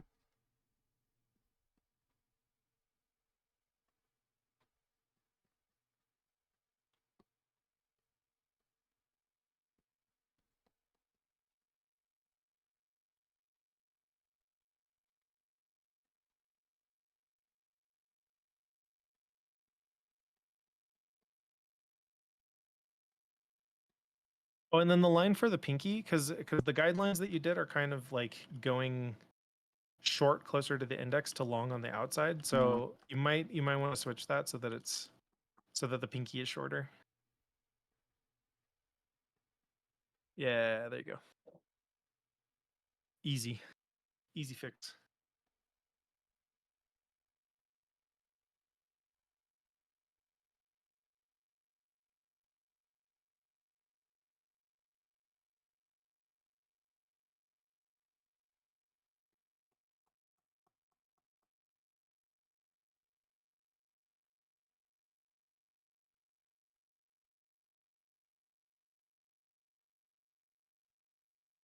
Good point. Oh, and then this is another good example of like keeping an eye out for overlaps instead of just drawing the outline. Mm-hmm. Because the hand is facing a little bit away from us and we're seeing the back of it, Yeah. you would actually want the pinky to be a little bit hidden by the ring finger. That is a good point. So instead of it being so thick, it'd be a little kind of thin. It's less that it would be thin. So what I like, this is why a lot of people will draw just like the full shapes all overlapping each other, Mm-hmm. and then they'll erase the parts that they don't want. I see. So. Ah.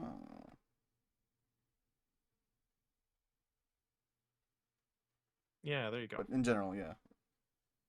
It's a general idea. And then you can erase the top section of those as well, and that'll basically be the fingers. Another a little bit rounder and more paw-like too. That's true. The thumb is a disaster. Thumbs are one of the harder fingers to learn because they don't follow the rules of the other fingers. They have a slightly different number of joints. They move at a different angle. Lots of things to consider. Yeah, we'll think about it later.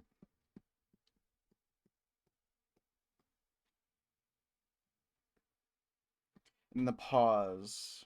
So this is going to be very much your preference. But I would say first things first, don't draw the beans yet.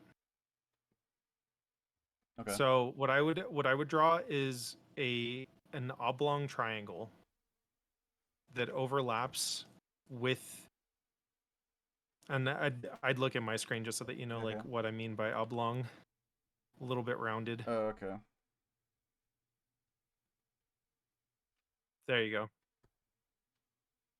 And then you can split that into however many paws you have, and then cut that in half with an arcing line.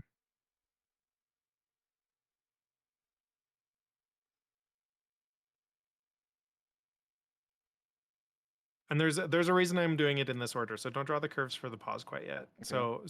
So split it in half. Oh, vertically. I see what you're saying. Okay. I see. Yeah, I see split it in half vertically. There you go. And then draw like an upward arc that kind of cuts that in half. So now draw the paws out from those kind of squares. And the outside ones you want to have be a little bit shorter than the inside ones. And this is not like a perfect solution, but just because I think it works with what you're doing right now.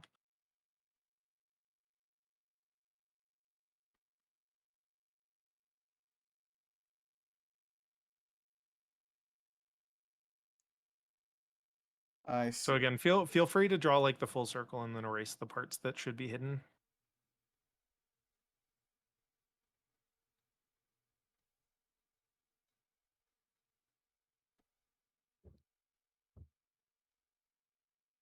So you want to erase the other direction You think so? Oh, because the because perspective. otherwise it yeah. looks like they're pigeon toed or duck toed, whichever one is inward. I see. And now to make them look a little bit more like they're planted on the ground, I usually do like these two diagonal lines like this.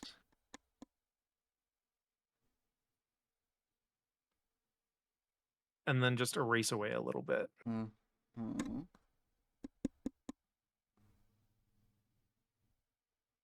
And then you can erase the sides that are sticking out as well.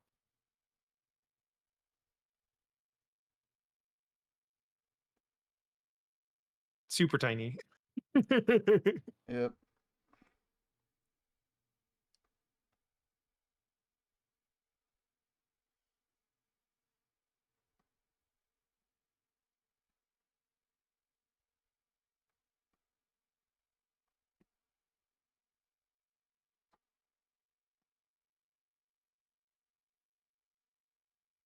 And then this is like something that I think is also really helpful. So once you feel like it's big enough, No, that's go ahead fine. and zoom in on that foot. Cool. So you can see that the triangle, like where it's cut in half, is a little bit off center from the direction that the leg is going. Yeah. But if you were to fix that, then that would be like the big tendon of your toe. Oh. So then you can see like that's where like the ankle would kind of be, like where it gets really thin. I see. I think. Because you kind of want the leg to taper into the foot and then the foot to taper into the leg. Yeah. So it'd be like. Yeah, exactly. And then in the perspective, if you wanted to grab like all of the toes and scooch them a little bit to the left, that would probably also help quite a bit.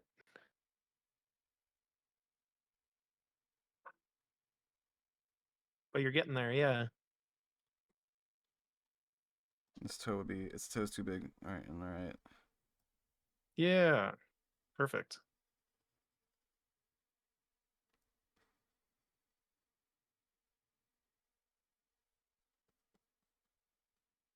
So then from there, it's just like, Touching it up and. again, like studying the actual details, if you will, but this is usually like pretty close to good enough, especially if you're drawing beans most of the time. Mm-hmm. And then for the claws, Oh, yeah, one of the things that claws. I think is like super visually nice. Cats obviously they'll be tucked a lot of the time, so you don't have to worry about like Mm-hmm. going too crazy right now.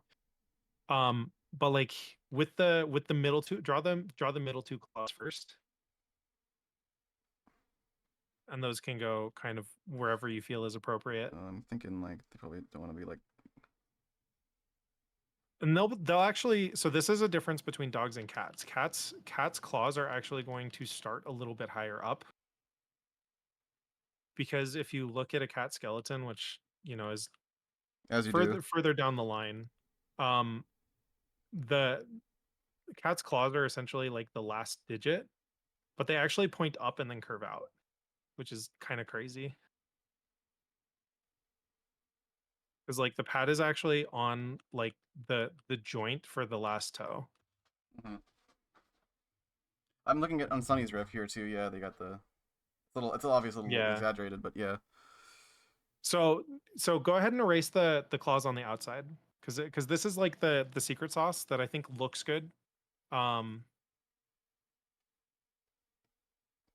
draw draw the one on the left so that it's pointing more inward, and draw the one on the right so that it's also pointing more inward.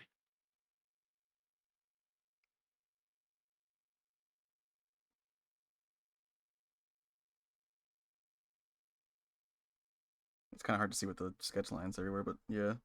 Yeah. Because this is actually like a little bit more like a natural shape for them. It's a little hard to get it, exactly correct, but it's going to look more natural than if you just draw everything pointing straight forward. Okay. Because if you draw everything pointing straight forward, it looks more like Wolverine's claws than it does like an actual animal. Okay. So it may be less extreme than you necessarily drew it or I necessarily drew it, but it's like a good thing to keep in mind that like the outside toes generally point toward the inside toes. All right.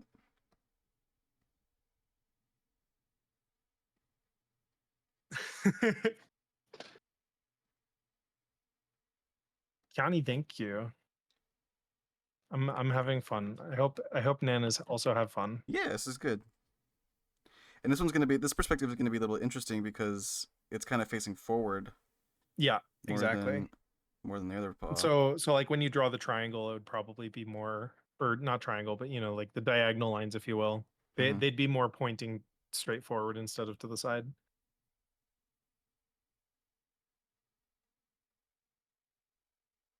Because that's why I like using the triangle shape for the bottom of the feet, is because it kind of helps you know which direction the foot is pointed as well. Yeah.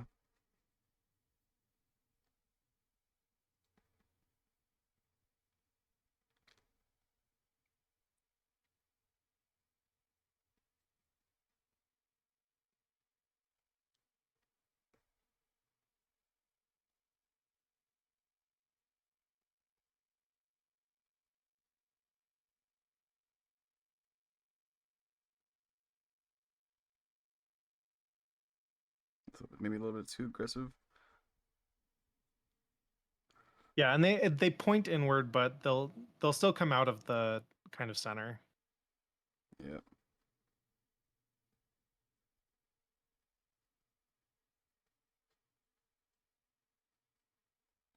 They do kind of like have a.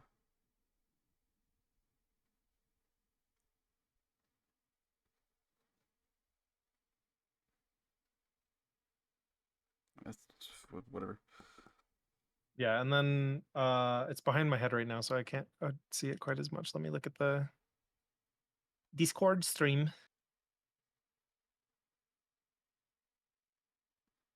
But yeah, for the bottom of character left foot. Yeah. So you didn't do the diagonals Oh, on the right. front? Yeah. So that's why it looks a little bit different than the other side too. It'd be a little wider at the base, right? Than the other one. Yeah. Wider and the center of the triangle kind of equidistant. Mm-hmm.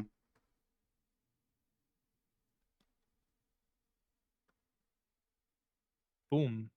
And now it looks like it's touching the ground. Which is like the number one thing that people who draw beans struggle with. And I'm pretty happy with the proportions here. That's Yeah. not bad. That ended up working pretty well. Though it's kind of weird how one side here is higher than the other. That's actually normal. Because again, your pelvis, like you are seeing the high point of the pelvis on the character's left Mm-hmm.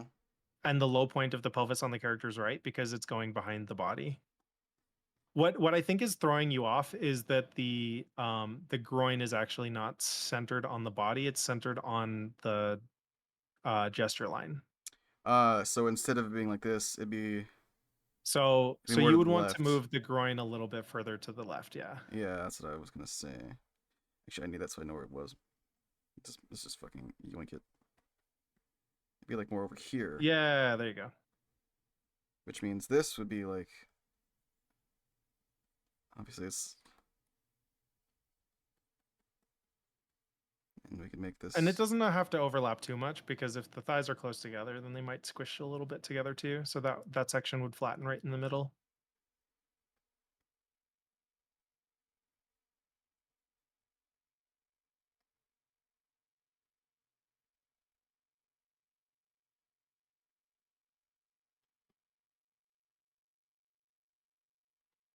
Cool.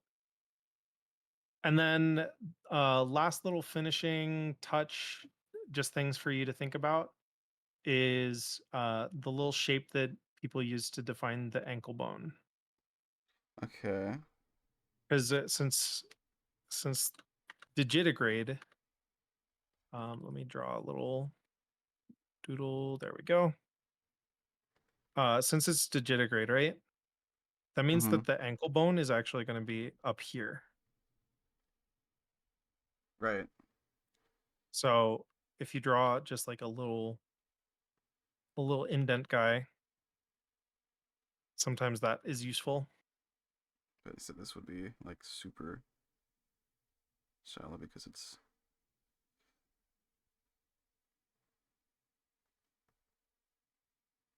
No, And no. This then backside of this foot, would it be more, depending on the angle, is it more like curved or would it be more straight?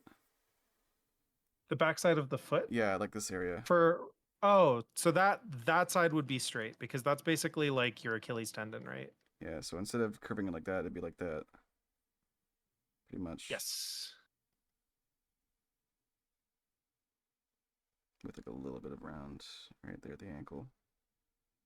And the same thing on And this side. then the toes, again, I misled you a little bit just so that you kind of got like an idea of how to do stuff, but like if they're going more to the side, you would see a little bit of the bottom of the foot too, which would just kind of come down and Oh, hit so the it'd be ground. like,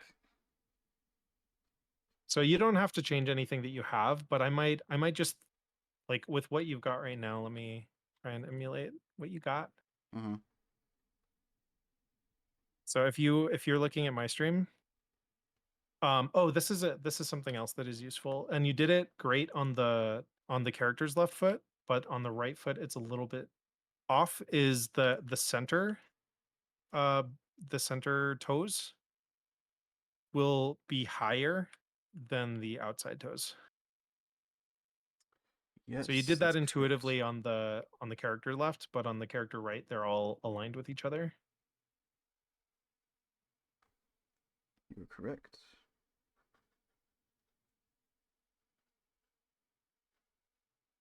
So with what you've got right now, you Mm-hmm. could probably just like add a little bit of so what this is essentially just another one of those oblong triangles that is behind the first one. Right.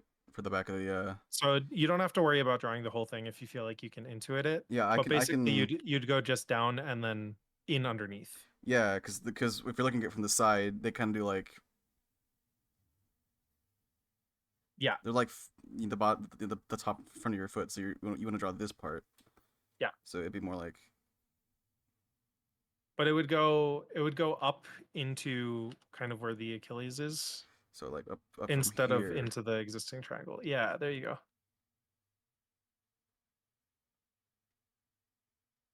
Yeah. Okay. Nice.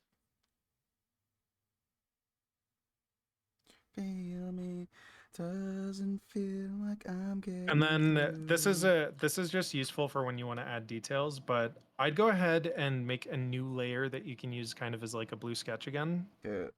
I'd use red instead. I'm looking at the thighs right here, the top of the leg, and it looks. That's what I'm about to go into, so this is perfect. Okay, cool. So make a new layer, do like a low opacity red. Just so that it's different from the blue that we already did. Cool. So what we're gonna do is we're going to draw the center line of the thigh. Okay. So Which again like is going to be a along. little bit tough because you're going to have to intuit it. Mhm. So with what you've got right now, right? The thigh kind of goes out. Right on his right. one? So on both sides they go out. Okay, so like So you there. want to connect them to that previously mentioned point where like the pelvis is. So basically the top of the vagina bones where the obliques are connecting right there. Yeah. That kind of cross line that you had. So a little bit lower than the can belly just, like- button, but pretty close. Yeah, right there. Perfect. Okay. So from where kind of the center of the meaty part of the thigh is connecting to that line. Sorry, I just realized I could do Yeah, this. here you're good. The Oh. straight line tool is helpful here. Okay, right. So from the center of that meaty part, Right here. yeah, you want to curve that in the middle of the shape to where the knee would be. So like. Oh, I see. Okay.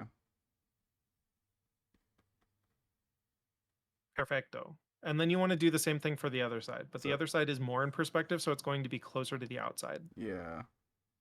So it'd be like right here. Yep. And then you would just like. Yeah, there you go. So now that you have the center line, you can build the structure around it, right? So you got the big thigh muscle that kind of goes from around that red line that we made. So this one. This side. Is that what you're talking about? The big one that goes in the center of the thigh.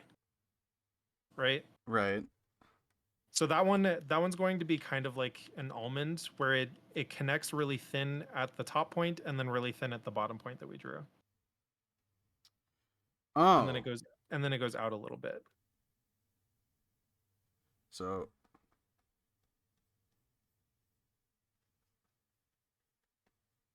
Almost like that. Almost like that, yep. And then you can even make it thinner for longer at the top because the bulk of it is going to be closer to the kneecap.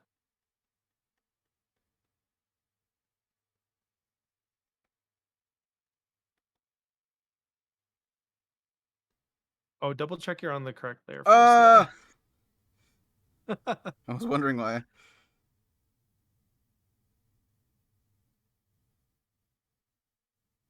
And get rid of that though.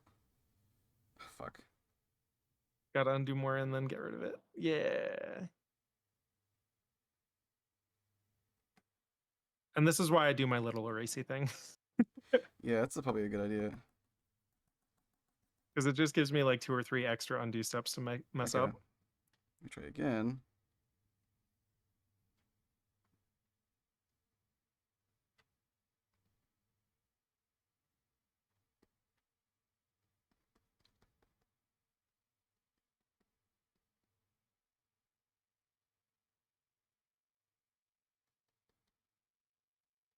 Okay. And then you do like a little almond. Where it's thicker at the bottom and thinner at the top. Yep. Okay.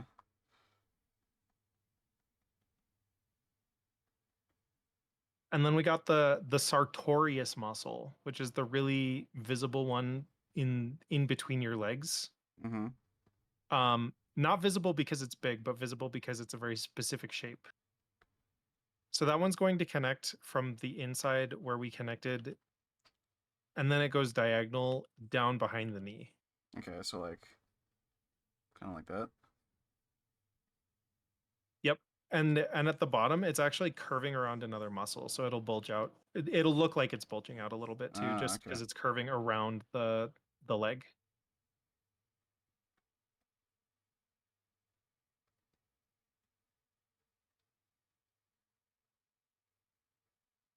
On the right side.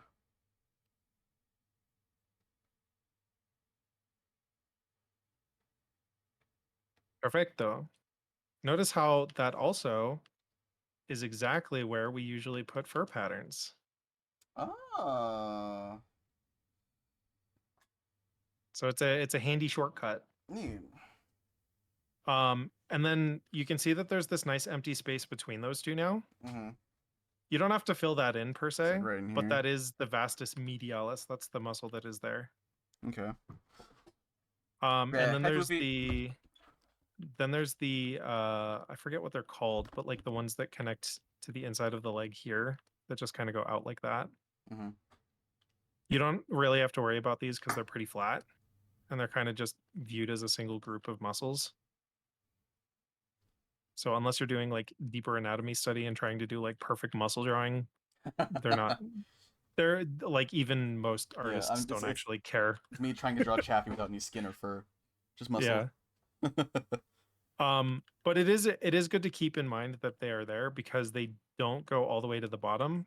Because the bottom, you will actually see a little bit of the back, the biceps of the thigh, as they are sometimes called. Because if you think of the legs as an arm, then when you're flexing your bicep, that's actually the back of your thigh. Mm. So you can think of the front muscle that we just drew as the tricep of the leg.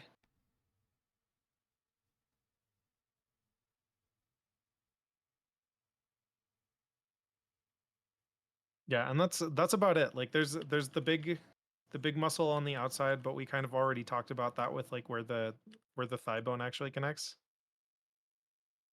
Sure.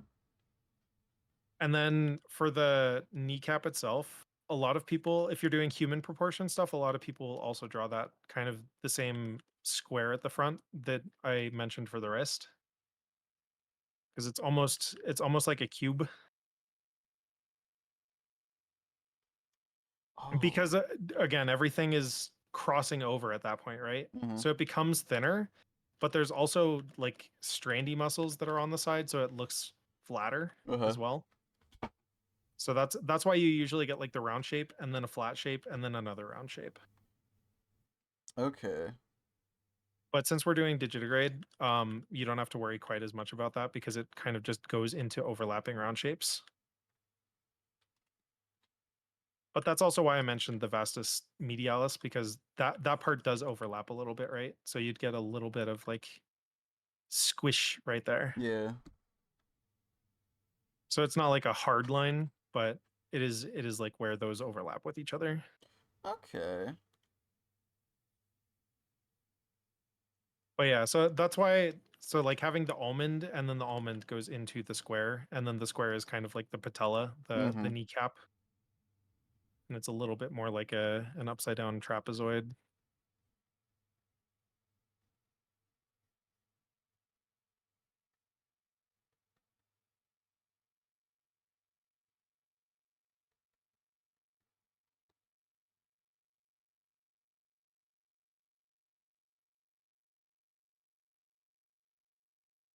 And then the lower leg just has the gastrocnemius, the big calf muscles. Mhm. Sometimes this probably doesn't want to be this thick along the.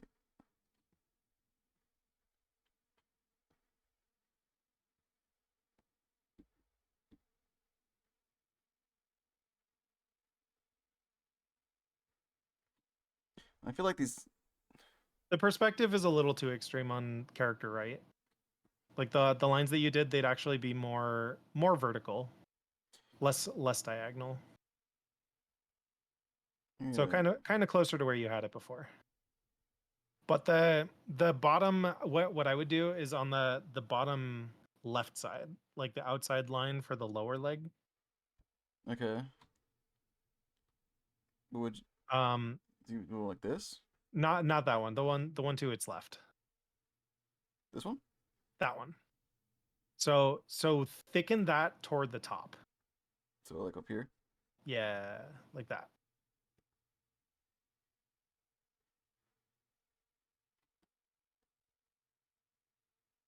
Yeah, there you go.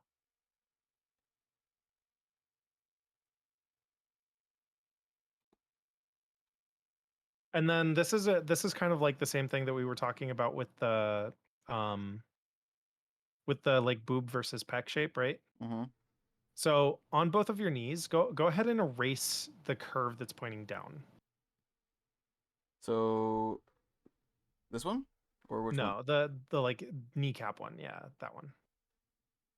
It's like on the both of these? Yeah. Okay. Because one part of it is that, like even the way that you drew the underline for the the thigh muscle, you can see how much bigger the left thigh is right now. Yeah, yeah, that's what I mean. So that's part of it. You can probably shrink that left one just a little bit. So like you can switch to your reference or the red layer real quick, and then just like so you mean like, make the red smaller. Yeah. I think like do it So like, the almond shape, make the almond shape shorter so that oh, I see they what you're match saying. on both sides. Okay.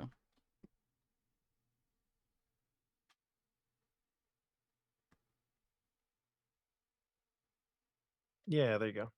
So making sure. So then I'd scooch while you're go ahead and undo while you're in the transform mode. Hold control and then drag the middle bottom control to the right. Yeah, there you go. So a little bit like that, I would say. Yeah, perfect. So remember how I mentioned like with the chest, if you draw downward lines too extremely, it looks like boob. Yeah.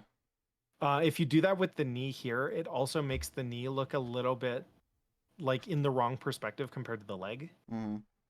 So what we're actually going to do is instead of closing off the knee shape, at the bottom point of both of the almonds, I want you to just draw like a very, very subtle, yeah, like that.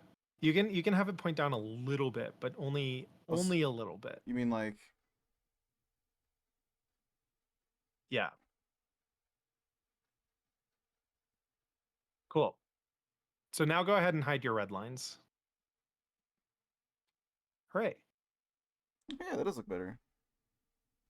Because if you close off the shape of the thigh, then it looks like there's more overlap than there actually is. So it makes the shapes look disconnected.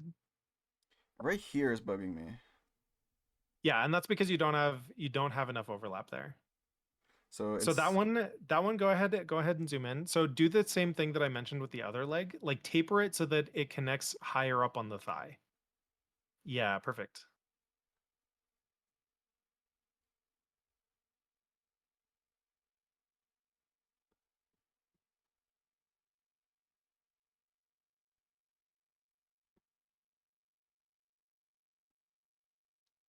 And then it's going to look a little bit off just because of how much thicker the left leg is compared to the right leg as well. Mm-hmm. So this is where like A liquefy tool probably would come in handy. yeah. And also I would say at this point it would be more like looking at an actual muscle diagram or whatever, or not even like a muscle diagram, but like That's not really- I wish I had just a book on hand that actually showed the structure. Let me see.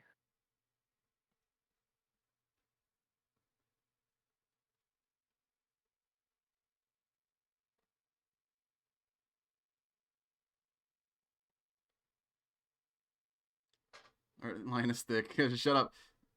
Sure. That looks better.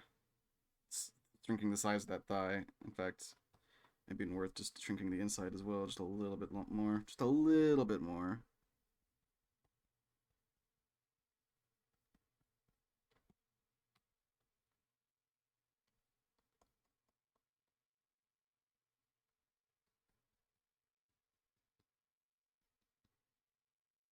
I'm trying to see if there's a good shaded or color coded one that I can use.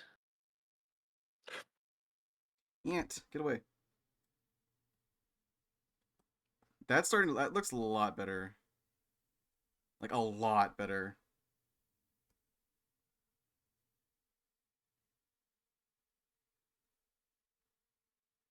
But I notice now that his torso is like a lot shorter than like, Really short. Yep. yeah.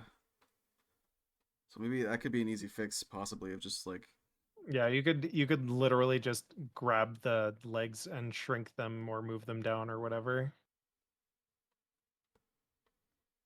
Because at this point, yeah, it's just like liquefy or tweak until you're happy with it. yeah, exactly. Let's do it like, let's see what that looks like. That looks better.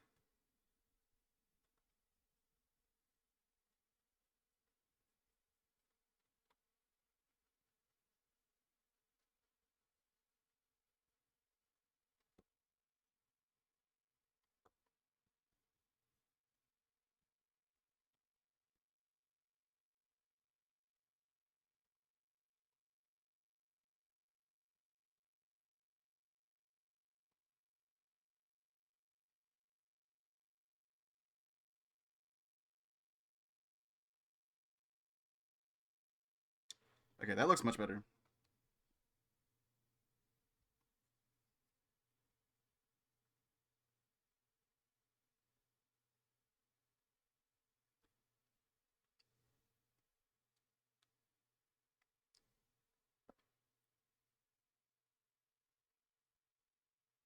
I almost feel like this front paw on the right, his right, wants to come like forward a little bit.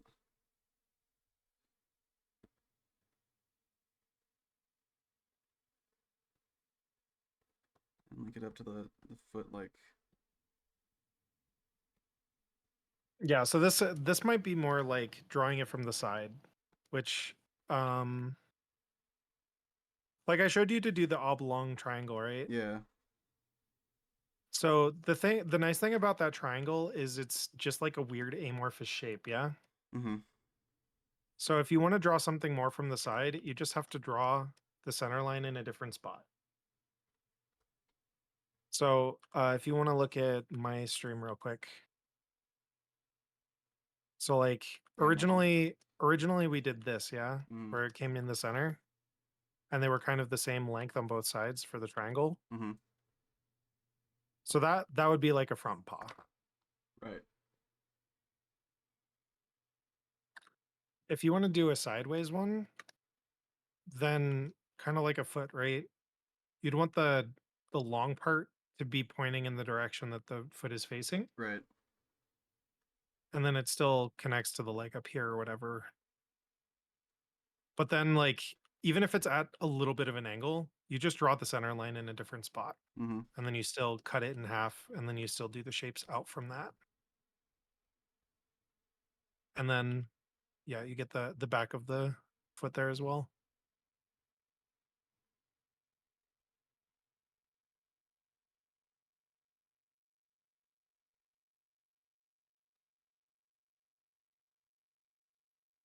So essentially, if you want the foot to be facing more to the side, the what you would need to probably change is just how the toes overlap each other. That's like the biggest thing. Yeah, I'm just gonna redo the paw here. Oh my god, my fucking pen will not keep pressure.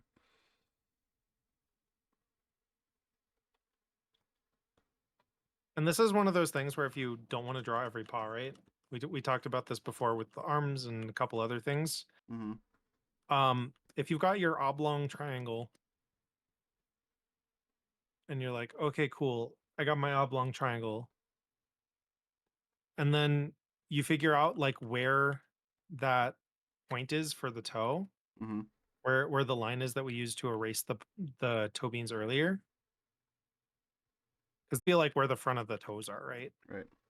So I've got it short on the left side and long on the right side because it's pointing further left. Mm-hmm. Then you can just like fill in that shape with like a rectangle. And you can see that I'm kind of curling it here because I'm following the shape of the toe or the shape of the foot. But it's just like a rectangle that you fit all the beans into. Because then you also get what we talked about earlier, that little section for the bottom of the foot.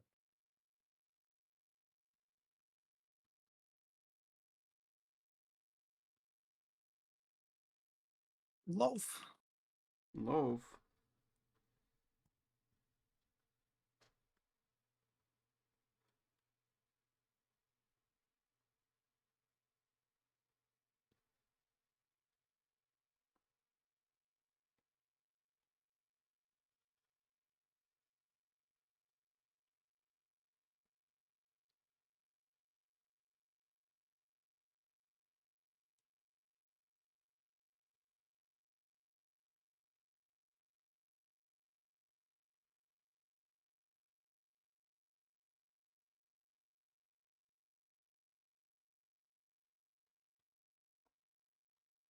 And so this, Mm. because you want the toe to be facing out more, right?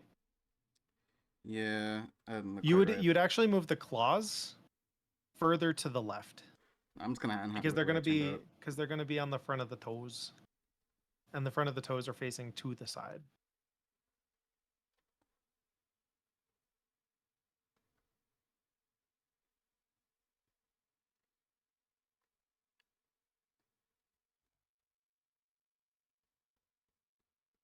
Yeah, so do the oblong triangle, and then this is also a good opportunity if you do the triangle to like. So you want to kind of be looking back and forth between this triangle and the one that you have on the left foot, Yeah. because I then wanna it'll get show them- you if it's yeah, at the bottom. Yeah, Yeah. cool. And then, like I said, draw like a little bit of the bottom. Excellent. No, that's perfect. Yeah, the line from the one foot to the other.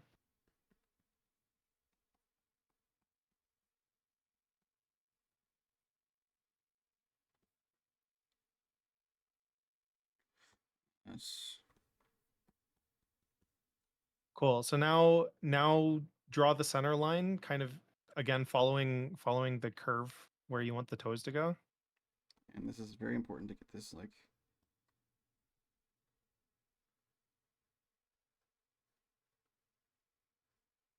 I need to open Discord. Yeah. I keep looking at the stream instead. Cool.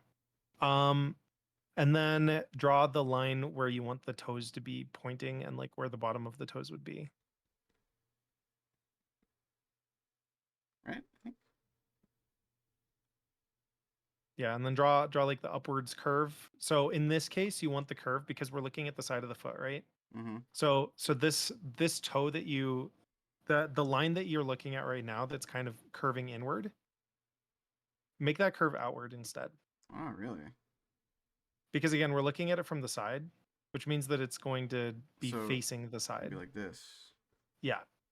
Yeah, there you go. and then the opposite side would be more like the same Yeah. direction. Yep. Okay. And then do like the halfway from the top to bottom halfway line that curves a little bit upward for the middle toes to be taller. And again, you don't want to start it from there because you start from there if you're doing the front. You want to start it's a little bit weird, but yeah, you want to start it from where you've got it now, the bottom of the triangle. So like. Yeah. Oh, and because then- we can get the yeah. Because now you see where the bottom of the foot is. Oh, now it's starting to come into perspective. I see it now. So then the toe would be like there. No. Oh, really? Because remember, the lines that you drew to split up the toes, Mm-hmm. that's kind of like the center line, the tendon. So you want the toe bean to overlap that line. So like. Yeah. Because it's coming Okay. forward from where that line is. Oh, so.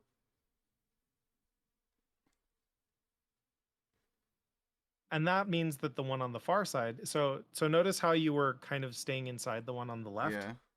If you come out further from that one, Oh, and then you go like. because now it's hiding the far toe. Right. So this middle one will actually be kind of quite a substantial amount bigger. Yeah, and then the far one would be mostly hidden behind that third one. Okay, but we could do like a little. Almost. Ants, get away. But yeah, I get you. Okay. And then This again, you would toe want would to be like- you'd want to do the flat line along the bottom to erase it so that you get that nice squish of the beans on the ground. Yeah.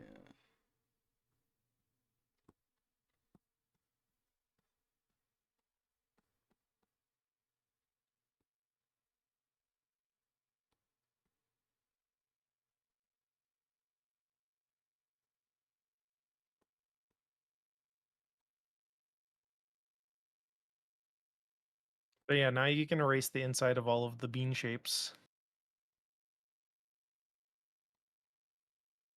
And then again, because we know that we want the ones closer to us to overlap the inside, then yeah. So now you can draw the claws, and the claws will also face further to the left.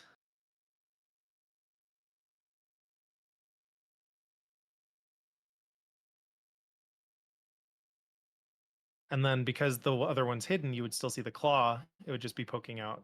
Yeah, over there. Yeah. I mean, not quite that, but yeah.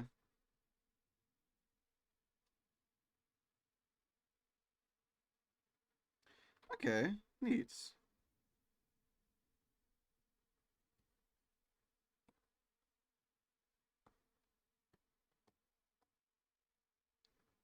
Oh, maybe not quite like that. Maybe more like, wouldn't it? Yeah, because you want the flat of the foot to be different than the flat of the toe. Yeah, there you go. Well, kind of would be like a straight, wouldn't it?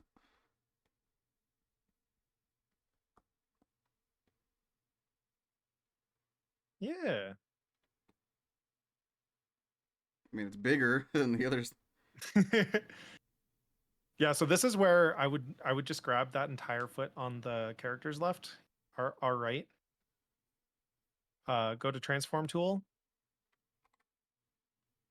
and then hold. I think it's I forget if it's alt or control.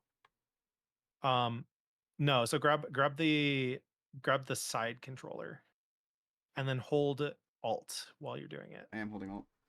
Okay, so it's not that one. So Shift. hold control and then shift. This is shift. That's just shift, yeah. Hold control and shift at the same time. No, it's not that. Okay, hold on. I'm gonna Hold figure alt? it out. No, No. it should be. You should just have to hold alt. Are you sure that that is the alt key? This is the alt. Yes, this is the alt key. That's so I'm weird. sorry, that sounded so funny. Oh, it must be something in your editing tools then. Okay, we can check. Oh yeah. Scroll down in your tool properties. Turn off keep aspect ratio. Yeah. Wide. It's like fucking that one Courage the Cowardly Dog episode. But yeah, that way you can just make it wide so that it matches the other foot more.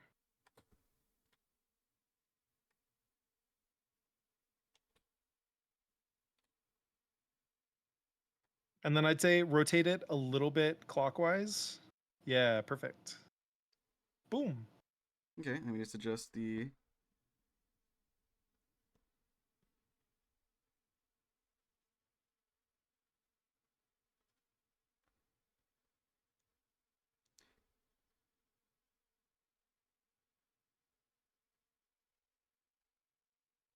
And notice how erasing it made the leg look really weird. Yeah. So we just want to do a little bit of like that kind of like hatching line that we did for the knee. We just want to do that facing up at the top of where that triangle was. So like. So not quite flat across and not connecting to the side. We just want a little bit of that upward arc in the middle. Yeah, there you go.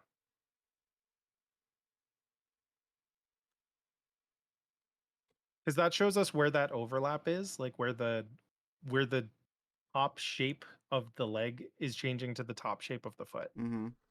Also, kind of want to bring this back just a bit. Felt a bit like it was a bit too long.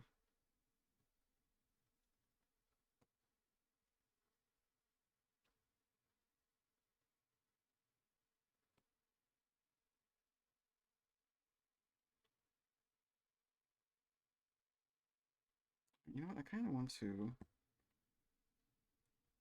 What might work is if you grab just that inner toe, This one or which one? the This to one? our right. Yeah. Grab just the toe. So deselect the part that's like the ankle right now. So like, I mean, like. Yeah. And then move that to the left.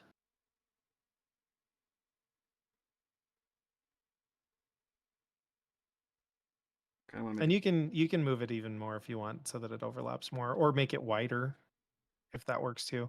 So this is now that we've turned off keep aspect ratio, you would hold shift to make sure that it stays. Yeah. Oops. Oops.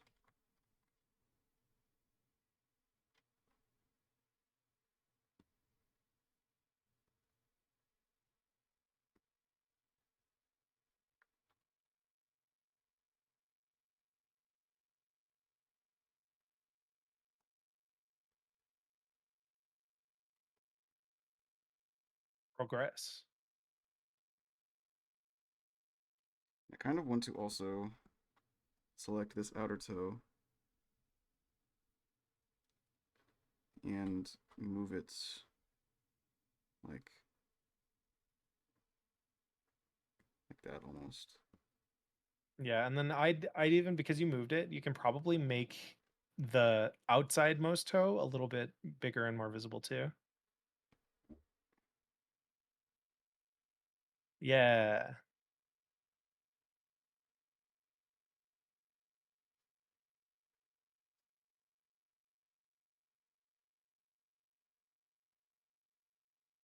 So we can just like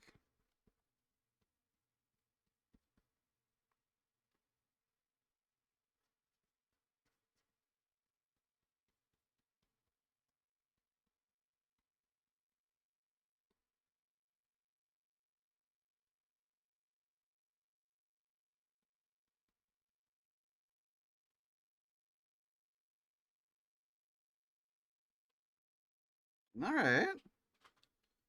Oh my gosh. Okay, you were streaming your audio. I was like, holy shit, how am I listening to the music? I have all the streams I'm watching muted.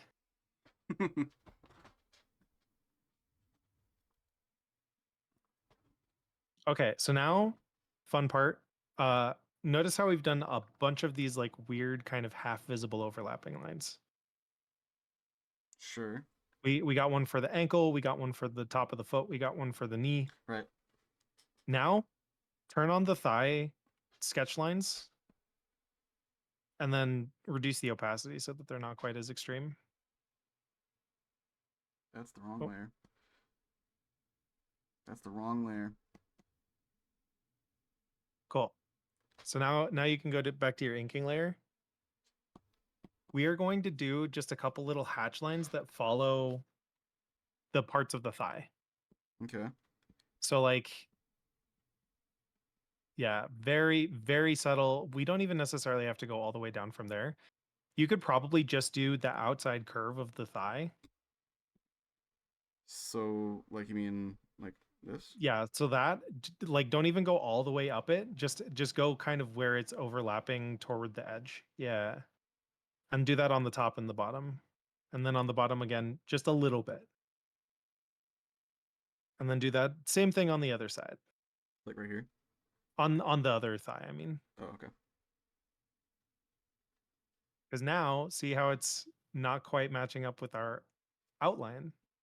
Because we have a big thigh muscle now. Oh. So we're also going to extend out that part, but just where our thigh sketch is. It's all on which leg? The left or the right? On characters right, our left. Okay, so we want to extend it like out like this way. No, so well, yes, but follow the sketch line you already have. So it would go So it's not going to go. It's not going to start from there. It's going to start a little lower. Because it's just where the red line is. Cool. And then erase away a little bit. so, Yeah. Okay. And And then we're going to do some horizontal hatch lines. So this is going to be a little bit weird for you because it's not something that you're used to doing. okay. But like instead of following the line down, do little perpendicular lines to it that also so we're doing this, we're going to do this on the inside. So over inside is in the right side of the thigh shape. Okay. So go left Right here? there, that line. Okay. Yes. So draw a little horizontal line. And don't worry about doing a bunch of back and forths. Just do one little one. Cool. And make sure that it's overlapping, like almost so that it's equal on both sides. Yeah. Do just a couple of those at different like heights along it, but close to each other. So we're hatching. I see. Now, what we're going to do to make this look more like fur is we're going to erase that and then do them a little bit diagonal, facing whichever way you want. So like this? Yeah. And I'm sure you've seen a lot of art that has stuff that looks like this. I think so. But notice how it suggests that there's a thigh there. without like drawing the thigh. I see what you're saying. So you just want to do that on areas where there's significant change between one shape and another shape. Okay. So another great example, yeah, perfect right there. The shoulder, where the shoulder and the bicep overlap each other. Like right there. Yeah. Should probably turn on the sketch lines for that. That's not the sketch lines. Where's the sketch lines? There you go. That's not the sketch lines. Where's the blue ones? There you go. There we go. So you don't want those ones because those ones are suggesting that the shoulder is going over the pec, which it does not. So you would suggest more like So see how the shoulder, this is a little bit weird. Let me show you on my screen okay, real I'm quick. watching. Do I have the arm on this layer? I don't. This one. Cool. So we've got the shoulder circle, yeah? Mm-hmm. So it's a little bit hard to intuit this just with what you've got right now. So bear with me. Yeah, okay. But the deltoid goes over the arm, kind of like a poncho. Oh, I see. So it'd be kind of like So you'd put the line here yes. I see that. because it wants to go over the bicep. So you'd go from like the inside where the pec connects to it toward the outside of the arm.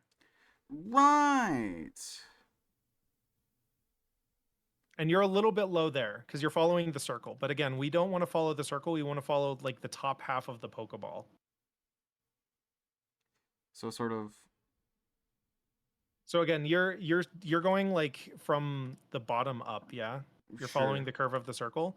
Go ahead and draw a cut line across the circle. So like.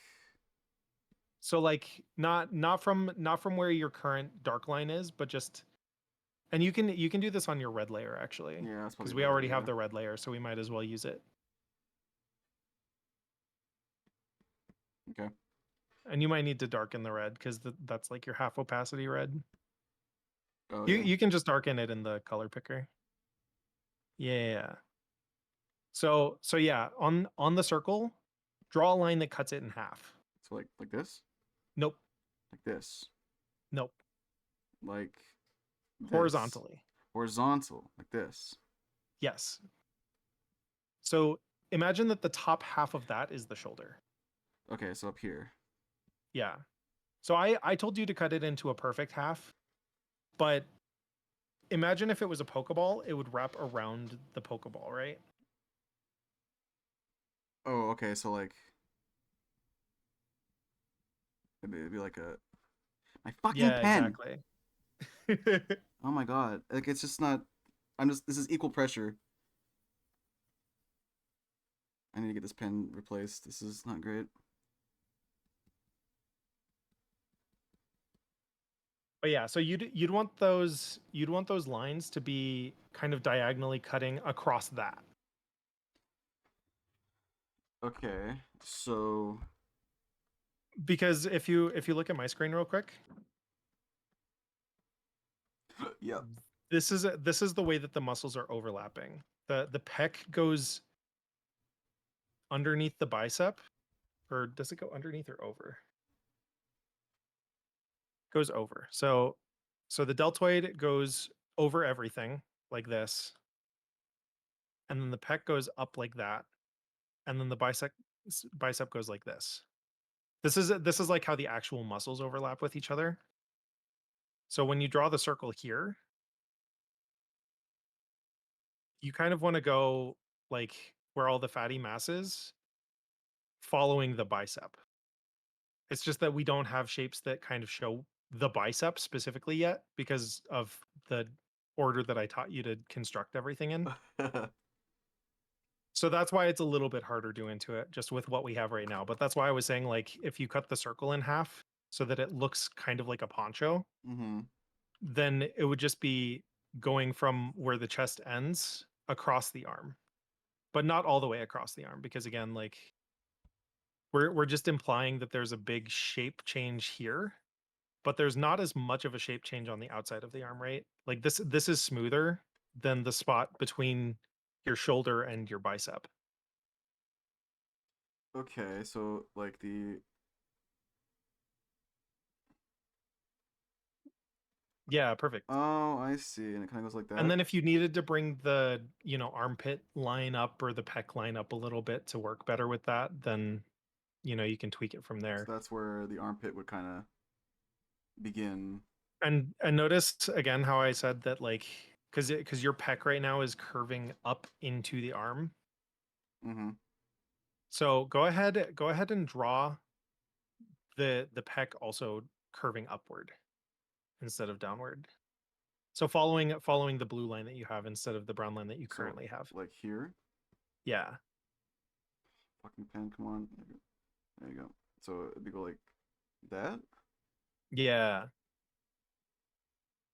So now go ahead and erase some of that line toward the center, toward the middle of the chest. And Okay. replace that with like the downward diagonal lines, the lines that go kind of almost perpendicular to that guideline. Like hatch marks. Yep. And you don't need a ton of them. You can get away with like 3 or 4. Yeah. And then the spot where the arm overlaps with the pec. Mm-hmm. Right here. This spot right here. Yeah. You can just thicken that triangle, like where they all connect. So upward, the where it's like You mean like right this here? triangle. Yeah. Because that'll give you that round shape that you want. I see. Because that's where they're all overlapping anyway.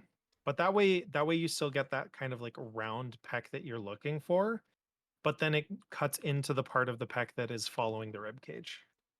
I see. Okay, that makes sense. And it's a nice deep ambient occlusion shadow. And you can see on the reference that Sunny did, Sunny made it very subtle, but you can see how the arm line and the pec line are not touching each other. Yeah. That's sort of how Sunny stylistically blended them in together instead of doing like a harsh shadow. Right. Because the pec, as long as you don't draw, because basically what Sunny did, to simplify it to like something that we've already done, Sunny did to the pec what we did to the knees, where it's just the bottom shape, but it's not a closed shape. Mm-hmm. It's almost like a pseudo shade. Yeah, because it suggests that there is a shape there that is sticking out, but it doesn't close it off from the rest of the body. Right. So sometimes you can do that with hatching. Sometimes you can do that with shadows. It's just kind of dependent on what style you're using. Mm-hmm.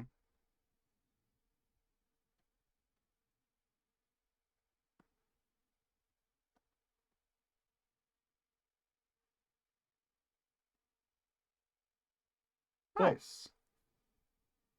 So yeah, another place that we can use this real quick is let's do the character's right arm. Hold on, I also was noticing his like ankle. Would you call this like the foot part, or like the ankle? That's like where all of the long bones are. Yes. So the ankle would be above that. Yeah, it feels a bit too long. Yep. Yeah, that works there. And notice how you're fixing it to be more like the blue sketch. Yeah, exactly. That's what I was thinking. Which is why having the under sketch stick around is useful. That looked a lot better. So let's hit the character's right arm. So same thing. So on this side, go ahead and because it looks like it disappeared from last time we were drawing it, but like see how the character doesn't have a shoulder right now?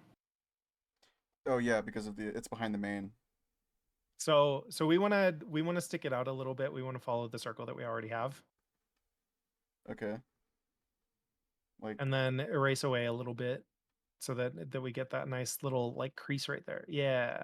Oh, you two are lucky I'm quick on the draw. Otherwise, you just went deaf from me sneezing. Ooh.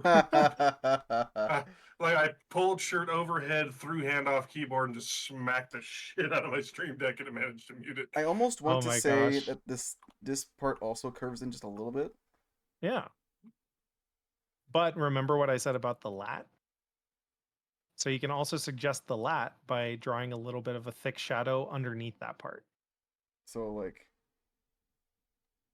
No, like underneath it. So you had the right idea of curving that up. Yeah, right there. oh, Because now you've got a dark shadow that is going up into the arm. okay. So now we're going to do the hatch marks for the bicep. So because this arm is up, you can conveniently use the line that you used to show where the arm is. So just draw a couple like vertical hashes. Like that. Yeah. Yeah, that's what I was gonna. Yeah. And remember, you don't have to go all the way because it'll imply just from the ones that are close to the crease. Okay. And then we want to erase the bottom of that elbow line kind of close to the elbow. Yeah, because now that shape is not closed off, so the forearm is like connected to the upper arm. Yes. And then Makes sense. we can do a little bit of a bulge for the actual elbow itself. So can people do like? so I usually do these as you can kind of think of it. So notice how you've got two lines for the blue. You've got the line that's a little bit flatter. Not that one. The one at the bottom where the tricep is. So like. So notice how the one that you're following is the round one that's at the bottom, Yeah. but that you have another flat one above that. Oh, this. Yeah. So you can follow that one and just take a straight path out. And that'll kind of be like you went up a little bit. So you want it to go straight. Oh shit! Yeah, you're right. I did.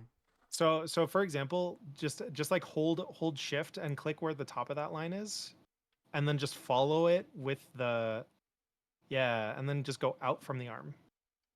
Like right about Perfect. So there. you see how that kind of already lines up with the shape that you were already drawing? Yeah. So instead it'd be like. Because the elbow would come out from because the triceps would kind of stick out from where the bone is, right? Yeah. So it would be the round part underneath, but then you'd have the elbow stick out from there. And then at this angle, you would have like a little bit of a like an impression there, wouldn't you? Not there, but you're on the right track. That is where a muscle would bulge. It would be a little bit further to the right. Okay. So like over here. Yeah. You're right. That, Yes. that bulges out from the crease in the inside of the elbow. This eraser's smaller. It's too big. There you go. And then you can do like that half moon shape as well for the inside of the palm, so that the palm is facing like toward the character. So it'd be like almost like that, right? Yeah. Now notice how you made the palm overlap the outside one. So the one that's on the thumb side is overlapping the one that's on the pinky side. You'd want to reverse that because the palm is facing closer to the character's head. So like that. Not there. The lines that you just added for the inside of the palm. Okay.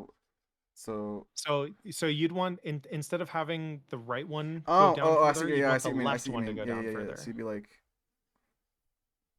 that, Yeah.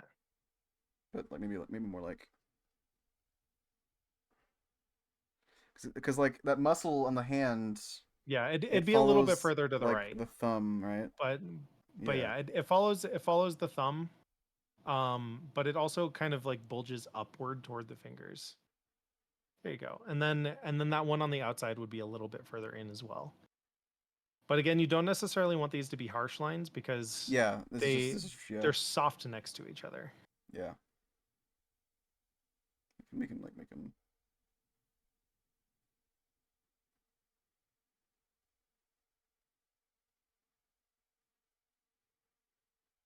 And then if you want to draw like a very, very light single line, there's the line that goes across the like upper half of the palm.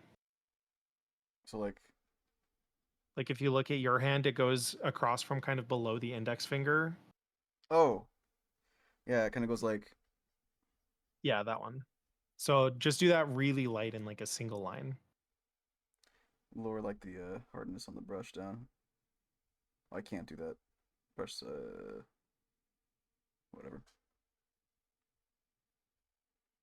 So don't connect it to the side. Just connect it like do the half moon shape, but just do like a single soft line. Yeah. And then you would also have the line that kind of disconnects, if you will, the fingers at the top. So if you go from the inside of the index finger to the inside of the pinky.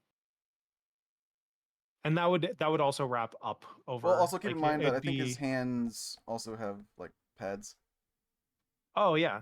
Okay, yeah. So essentially the pad would follow where you have the lower line right now, but moved up a little bit. Yeah. So notice how it curves up and around, so it overlaps the top of the fingers Mm-hmm. or the base of the fingers. Yeah, and then kind of comes around. Yeah. Yeah. Yeah, so then the thumb would be like,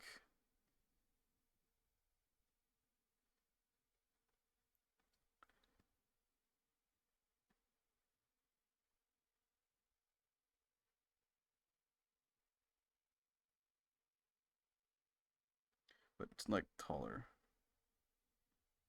You're telling me that there's a life-size Ben Bigger somewhere? Holy shit. Ha! People are weak, dude. Bro, you say that? Look at I'm going to toss this in stream context. Oh, This is actually so fucking well done. Like if this was a fursuit, people would scream. Oh my god, people would. Yeah, no, 100% people would lose their fucking mind if they saw that. Oh my god. Okay. The man is there. And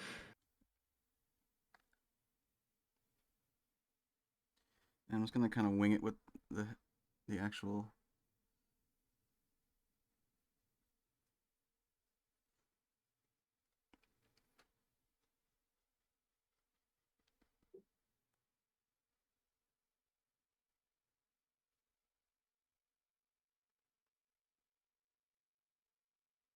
All right, I'm gonna pop so that I can eat some food.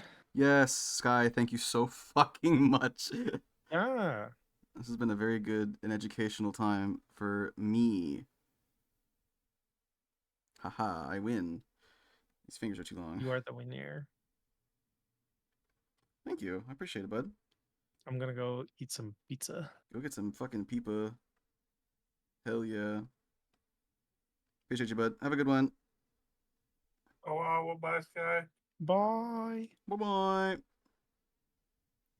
Can I get a shout out for Apple Sky, please? Because Sky is incredible. That was a very informative experience, like extremely so.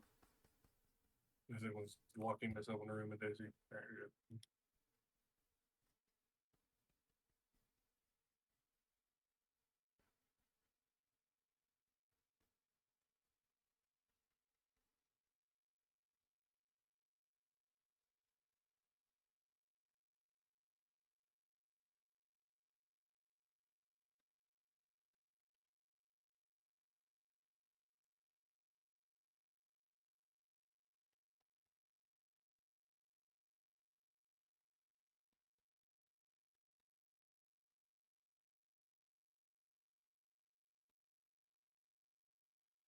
That was that was extremely useful. All that information was extremely useful. As they were dropping some knowledge bombs on us there. Sky is fucking awesome. He's a very good friend.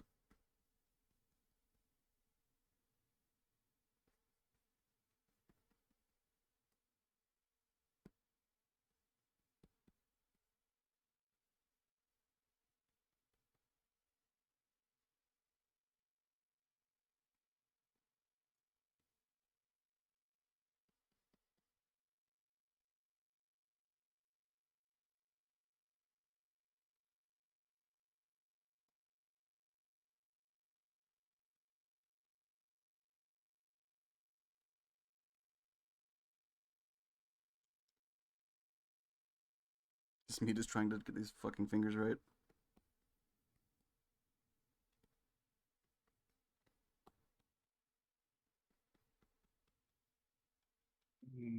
Fingers.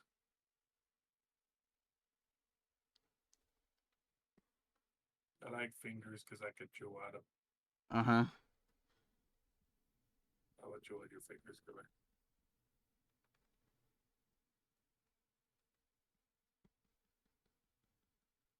How'd your fingers, chat? Let your fingers, they're mine. I don't eat them. Can't stop me. Gotta be eat.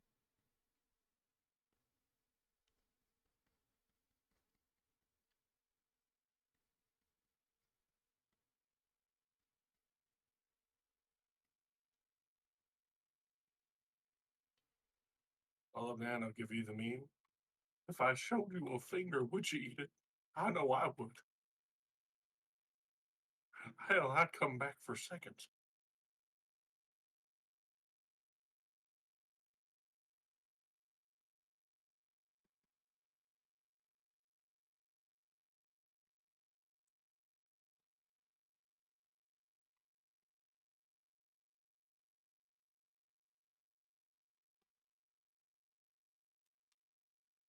Doesn't look right.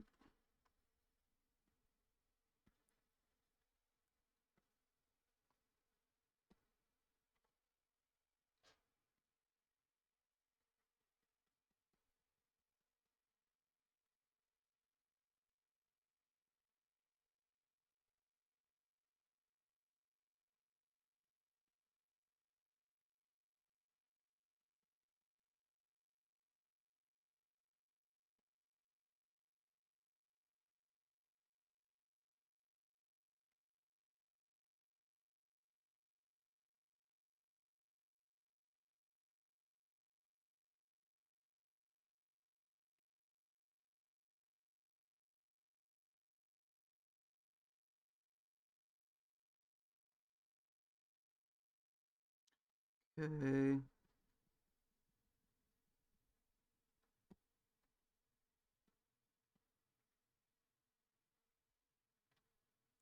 Let's just kind of grab this entire finger section, just kind of move it over to the left a bit.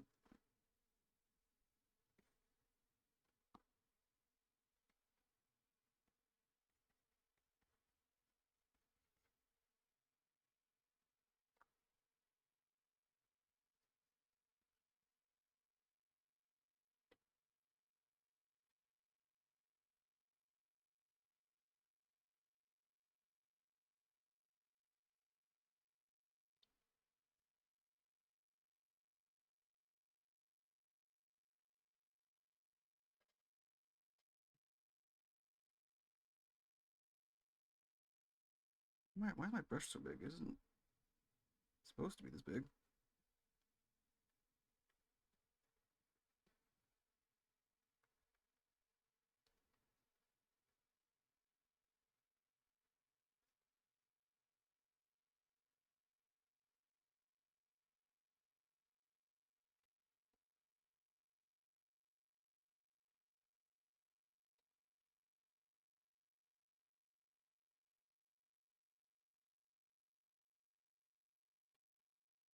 Okay, that doesn't look awful, I guess.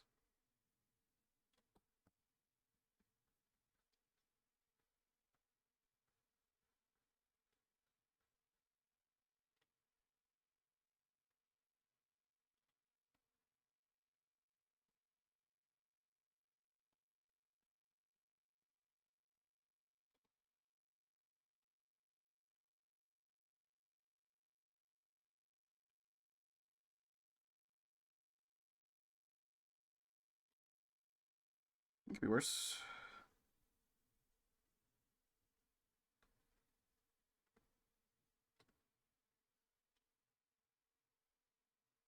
Oh god.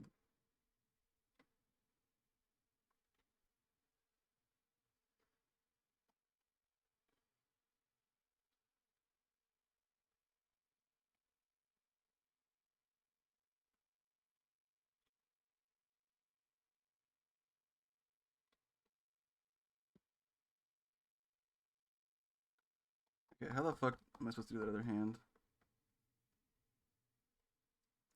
I'm just gonna take from Sunny, because Sunny knows what they're doing.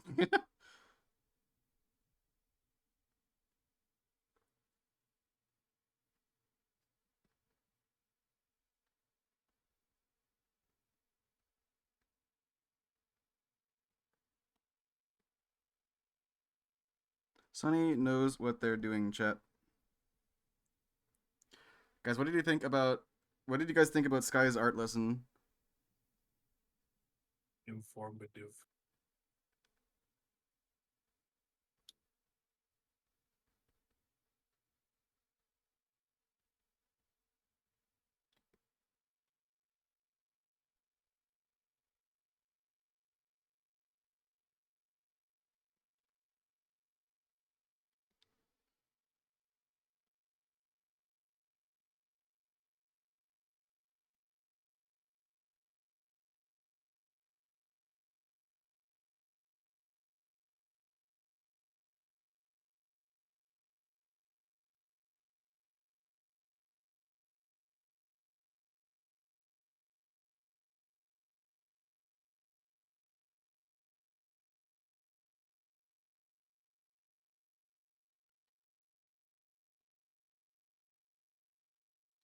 Sky really is pretty good at it. Arthur, you're very right.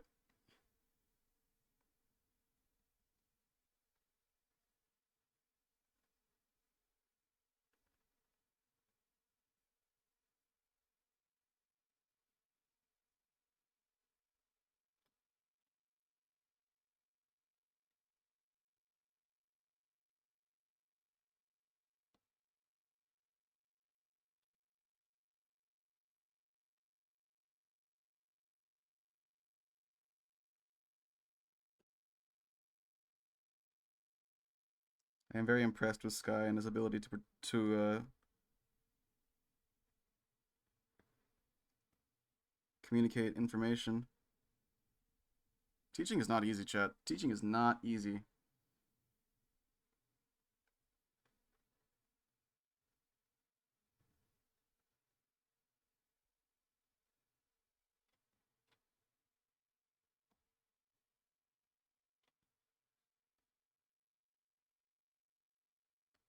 That wrist is way too long.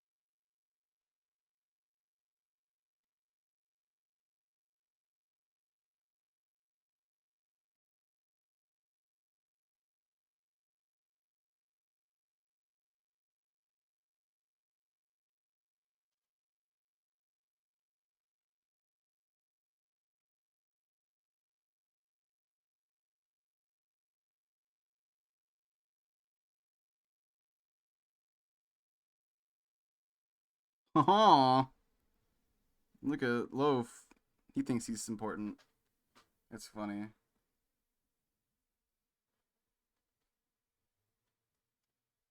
But love is important. Ha. We love love. Funny. Or this, I love love. If you want love, love, I'll love.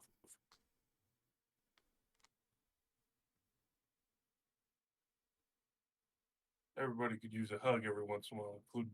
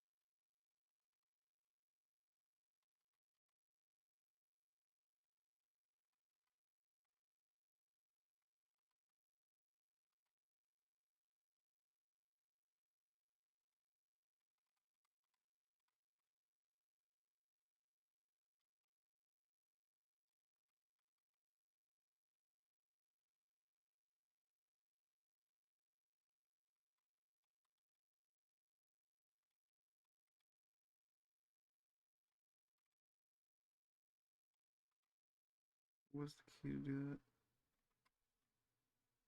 This.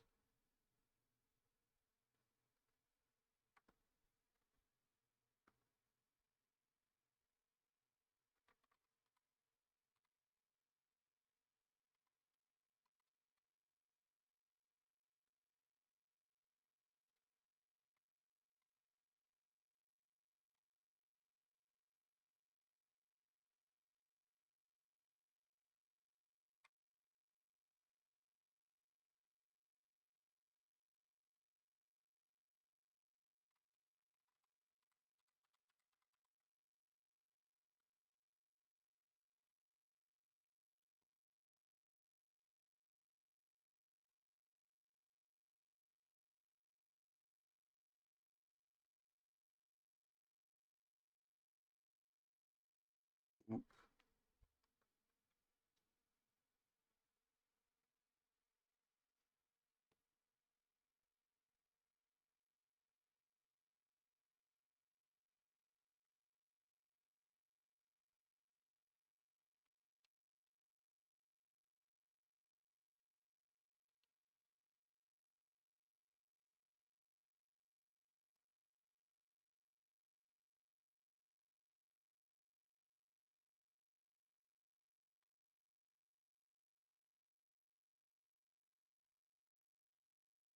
Shit's hard, man.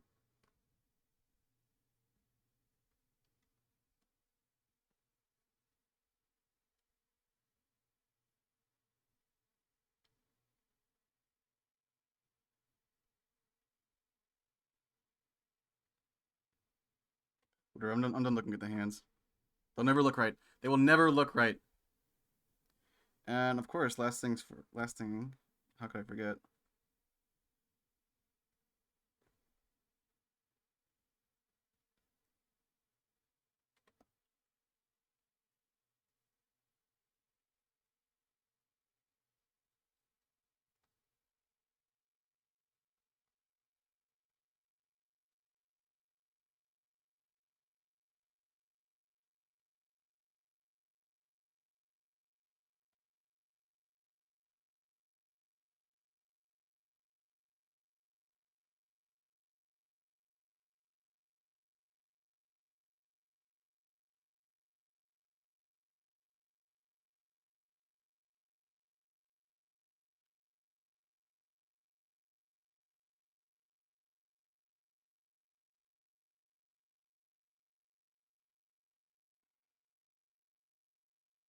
Not quite that thick at the base.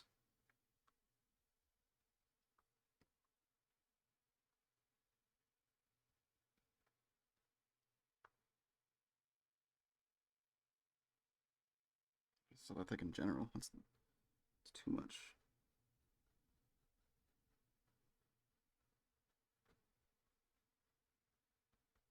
It's too much.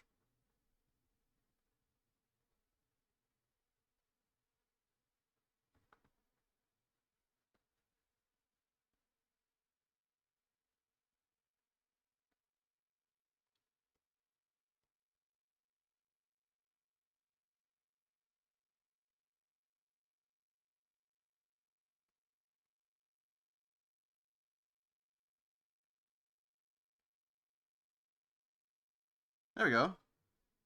Look at that. Look at this lion.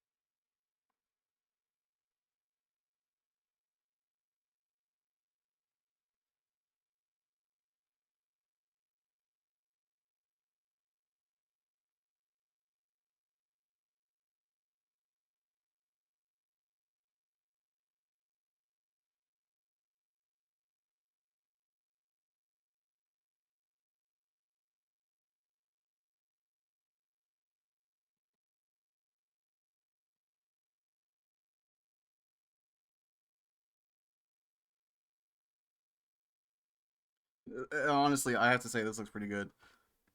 I'm pretty happy. This looks very good.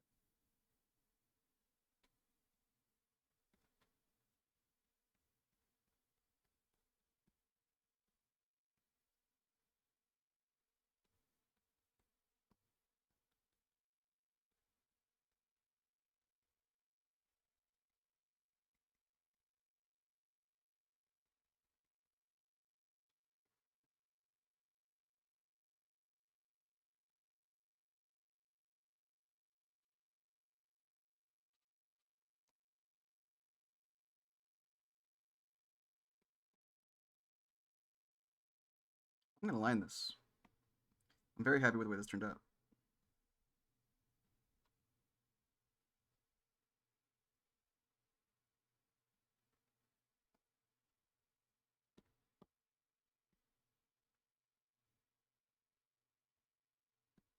Okay, let's get going.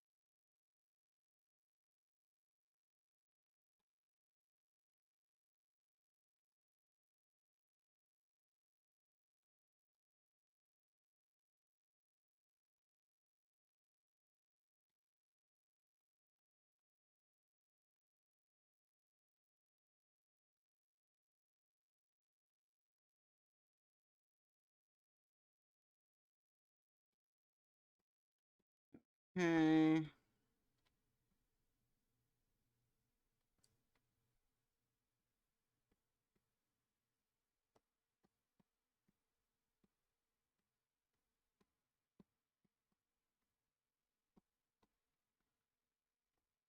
And this bottom part, the chin.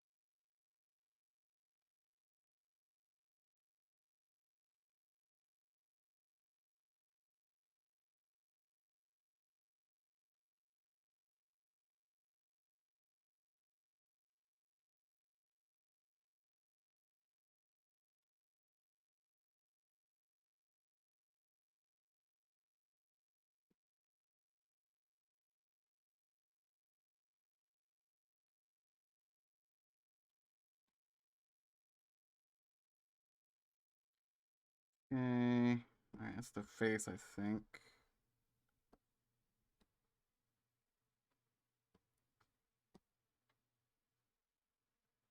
Do the main next.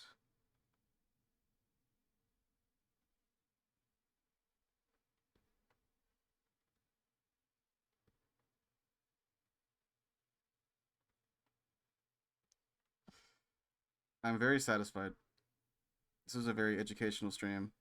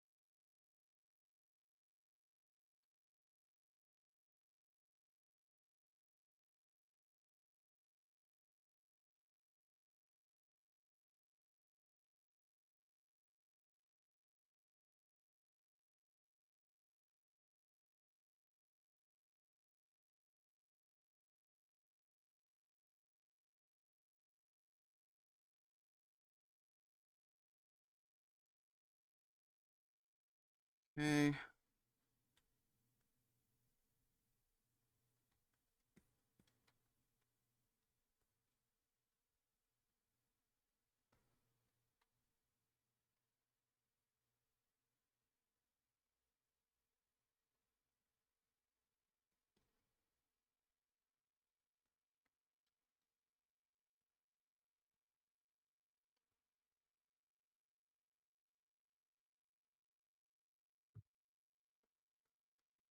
Cool.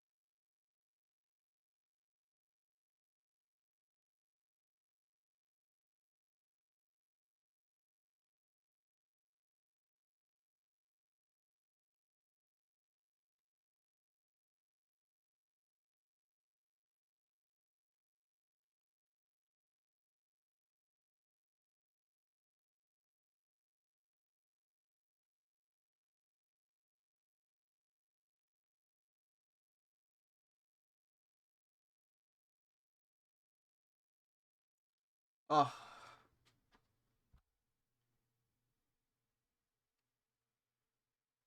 I'm shrimping kind of hard. Are you shrimping? I don't usually shrimp, but this is making me shrimp. Banan, why are you shrimping? We talked about this. This is a zero shrimp work environment. I don't usually shrimp. It's just this piece in particular is making me shrimp. This one got you shrumping.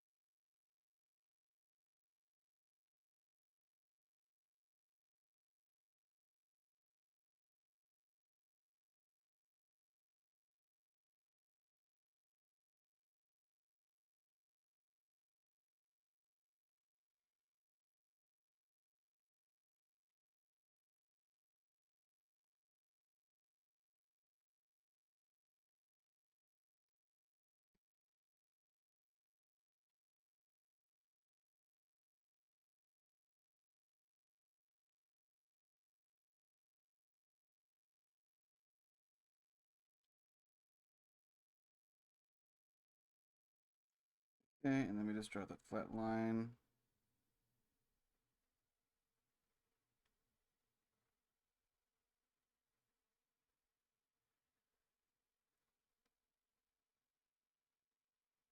This is the vector eraser good. Make it super tiny.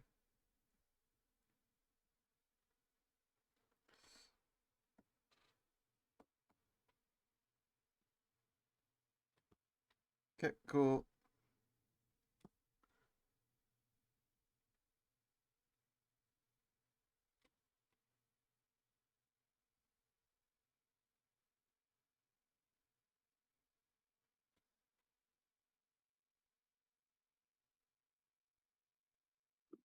Oh, oh. Mind ruined. I will never be the same. This information has destroyed me. Mindbreaker toxin. Oh shit.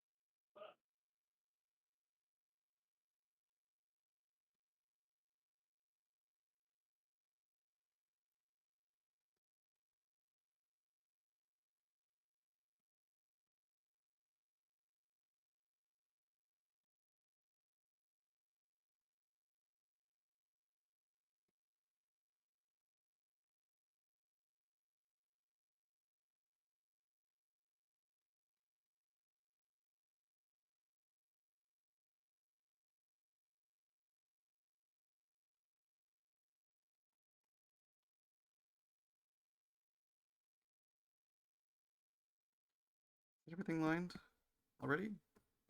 Tail, no. Oh, that was fairly fast. Okay.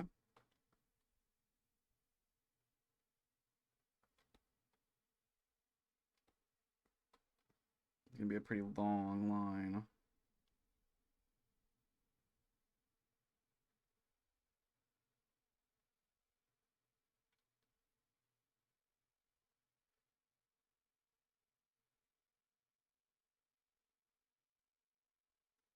Okay.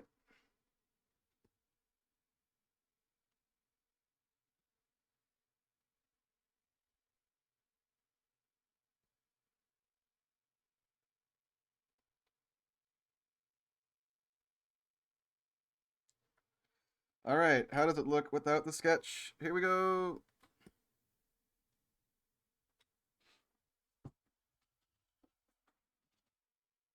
Okay. Not bad. Some problems with the face I need to correct. Let's get rid of that. That's not useful. Let's get the liquefy tool. I cannot use the Every liquefy turn. tool on a vector layer. Interesting.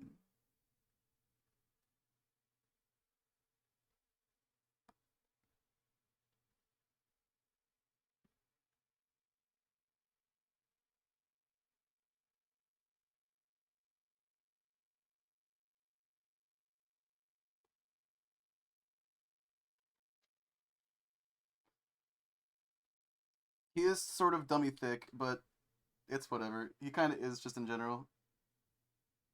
Them thick, but in a good way, so it's okay. Me happy. This came out great. This is probably one of the better drawings I've done. Sky really, really helped.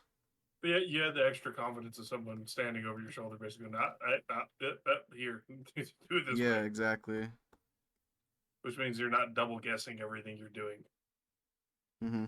which helps a lot. Oh yeah, big time. Because when I first started learning graffiti, I had my buddy Daniel, and Daniel, to this day, is one of the best writers I've ever met, like hands down. He can make something that looks like a 20-hour mural in an hour and a half on a wall. Wow. Yeah, he is fast and he is precise. Like a lot of graffiti artists, they'll go through and they'll like hand sketch, and you kind of the same thing like you did there. You have that rough sketch underlay, and then you come in with your main colors, block, and then your outline color Mm-hmm. because you're doing paint, so you can do your center color first, and then go over your center color and be able to put it on the wall. He just goes straight to the center colors, and then goes from that directly to outlining to detailing. Oh. So he'll have like the body of the piece done in 30 minutes, and then it's all detailing and little touch ups and stuff from there and adding detail to the piece.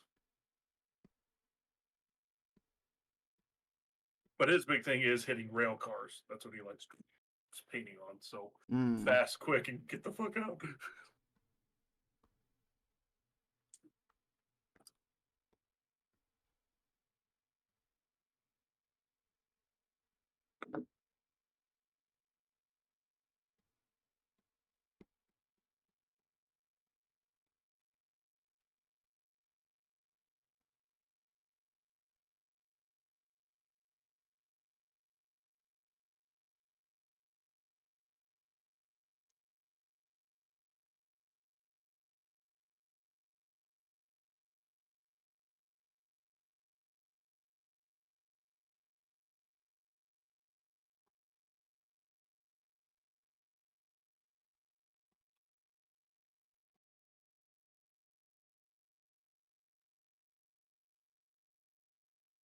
I'm not gonna bother cleaning the lines because that's just I've been working on this for too long. I need to finish this.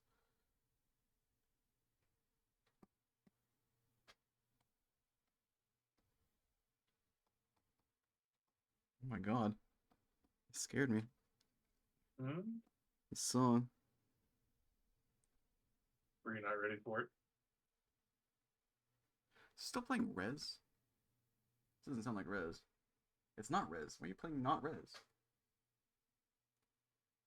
I told you to shuffle by Res.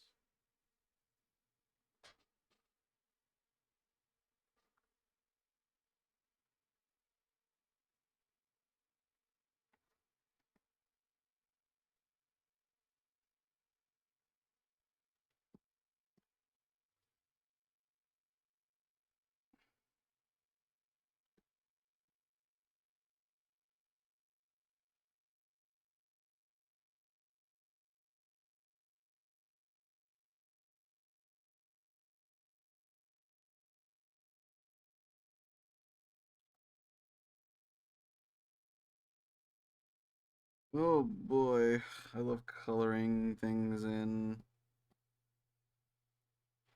It's my favorite part. He said, I should do it more often, he said.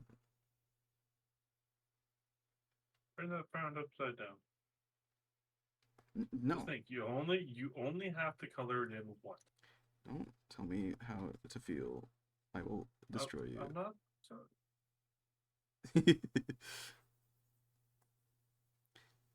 I wanted to tell you how to feel. But I want to bitch. I know. I just want you to be happy. Cause that's so hard.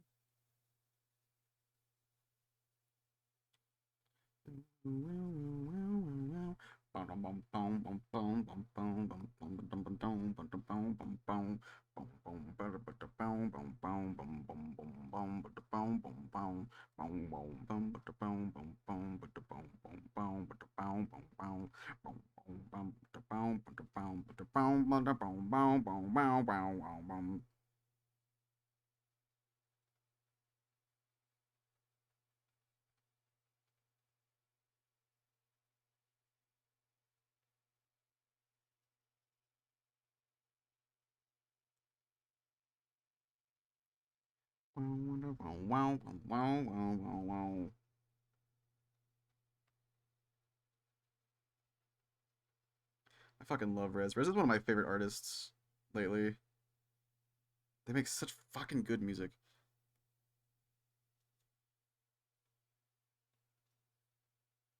Your punishment is death. Yippee! Oh, am I ever just excited to perish?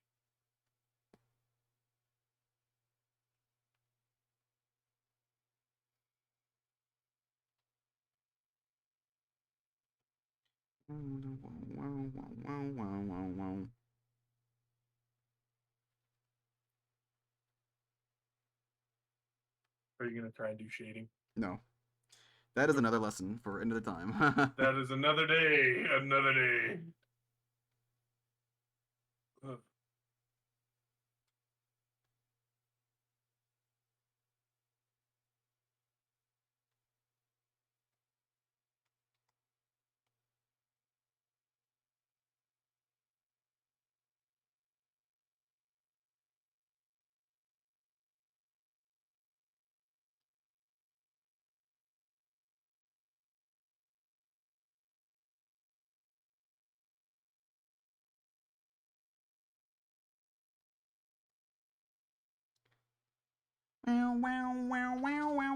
It's so true, Kayani. Mm-hmm, mm-hmm.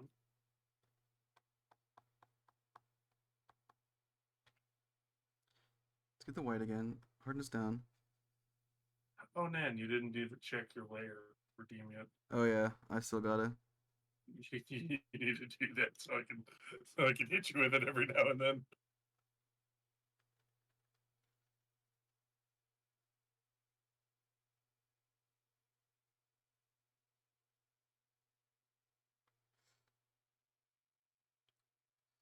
Good job. Thank you, Kayani. My aim is my neck. Just make the loudest pops. Ow.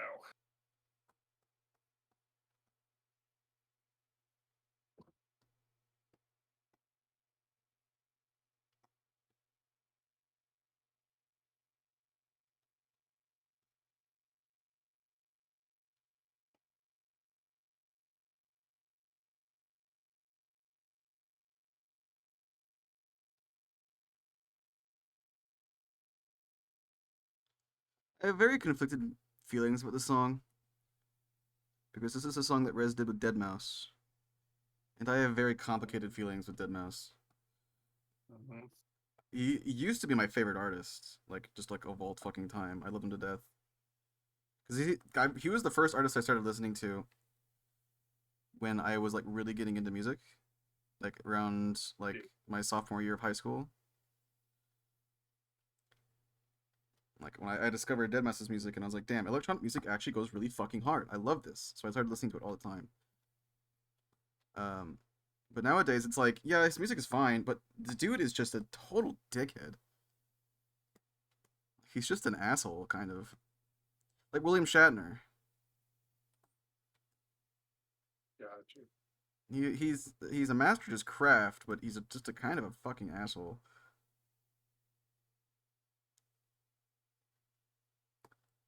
So complicated feelings. I used to fucking idolize him. It's kind of cringe thinking back on it, but that's how it was. What did he?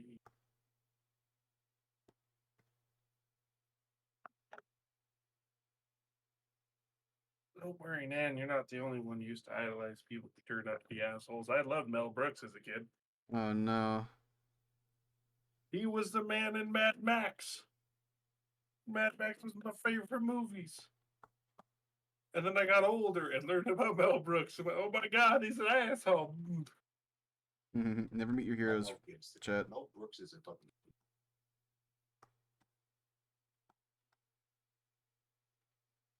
Sorry, not Mel Brooks. Mel Gibson. Yeah, him. Wrong. That's person. why. That's how I Yeah, assume you're wrong talking person. about. Yeah, I had a brain fart like normal. My head doesn't work. I'm actually going to affect some.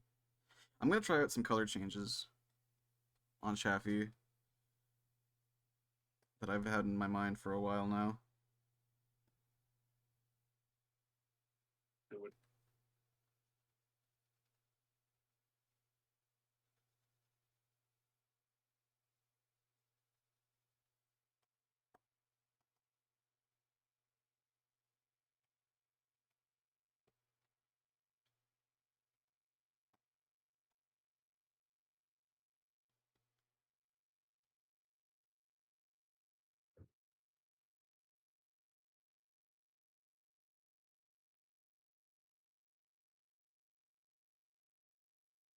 See how this looks. Because that other color that I was previously using is great for like hair highlights, but when it's on this fur, this tan fur, I can't see it. My color blindness fucks me over so bad. I forgot you're colorblind. So I'm gonna try and replace that color with this color. See what that looks. I mean, I'm not immediately a big fan of it, but let's just cook with it and see what happens.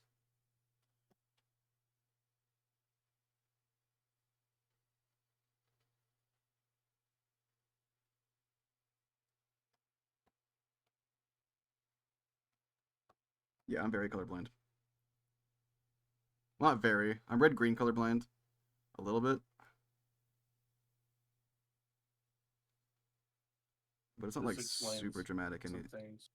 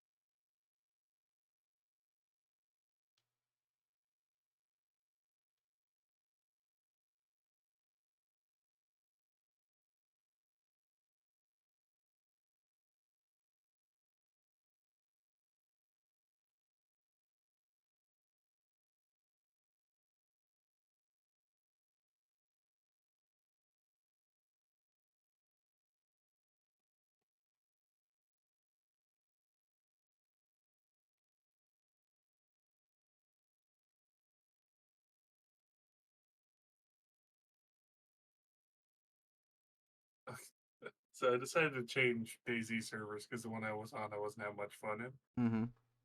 Mm-hmm. This new server, I joined. I spawned in a field wearing an Adidas tracksuit with an inventory full of beer, a pocket knife, and a Makarov.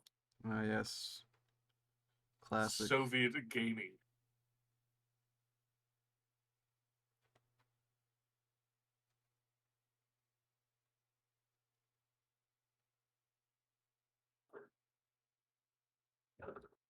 I haven't played DayZ in quite some time. With a bunch of mods on, it's fun. I kind of found a good balance server for me to play on, which is a PvE PvP. So like all the military areas have these big PvP zones around them where you fight people, and then like the other parts of the map you can just kind of hang out on. Oh yeah, and I've play. seen this. I like it. It's a good combo. Yeah, I'm just sick of survival games. Like DayZ. I don't really find them very much fun anymore. I'm just kind of sick of them, personally.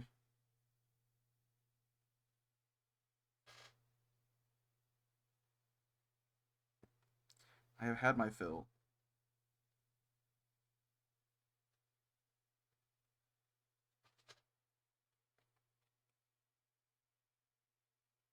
That's, oh, okay.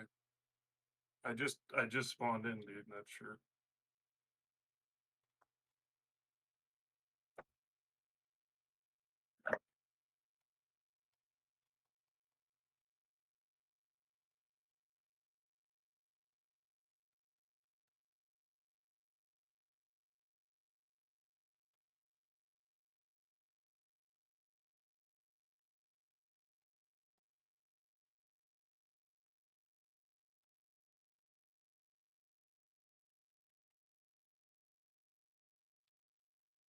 Good game. I gotta be in the mood for Daisy to play no build high gun servers that are very hostile. Yeah, I like playing when I did play Daisy. My buddies and I, Serena was one of them. Always did. We were always pretty aggro. We like to fight We in were that game. pretty hostile. Well, the gunplay and fighting and PvP in that game was awesome.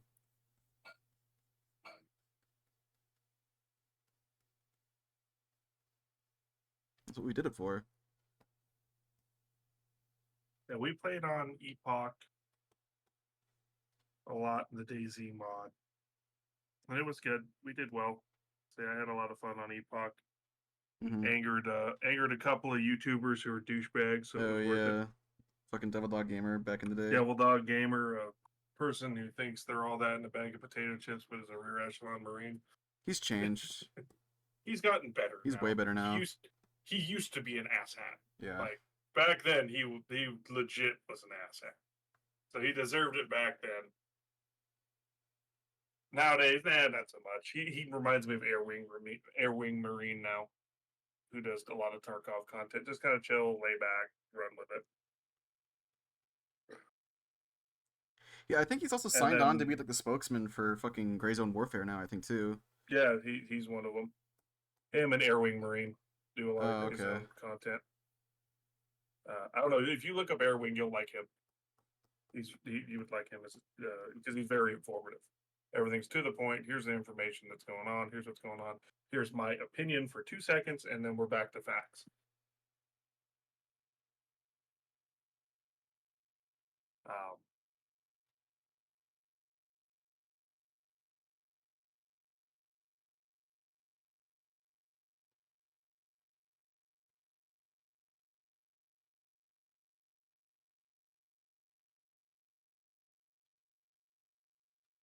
The point in DayZ, though I never played it myself. Yeah, there are servers that cater to different kinds of gameplay, but like if you go into DayZ server, like Overpoch, like classic Overpoch, and you like complain about the PvP and people are like so hostile, like dude, read the room. That's the point. That's the point of those servers. Yeah, what the fuck, I play dude? on the Why are you here? PvP servers because I don't have the time to play these games and defend my base 24/7. And I don't want my shit getting wrecked when I'm offline constantly because these are no raid servers. You build your base somewhere, you can stash your stuff there, and then all the really good loot and all the actual stuff you want is in all the mill zones and all of the events that spawn, and they have these massive combat zones around them for you to go fight it. So you can still do PvP just fine, and that's kind of the point of the server is you gear up and then you go into the PvP zones and then you get out of the PvP zone. And when you're fresh spawn, you're not constantly looking over your shoulder waiting for someone who's armed up with an M4 and a bunch of other stuff to blow your fucking head off. Because you're just in the starting town. And then people who break that rule and shoot people outside of the combat zones get marked on the map with a bounty. And if they don't get killed at a certain time, the admin smites them and deletes their body. It's really funny. I've seen that happen to somebody. They shot like 2 other fresh spawns and then started talking shit in chat at them. And the admin was like, haha, pushes button and just watch. You this fool. dude gets killed. He says body deleted and he kicks him from the server for a day. Fuck that guy. Just back, be gone with you. You had one rule: shoot people where you could shoot people. That's it.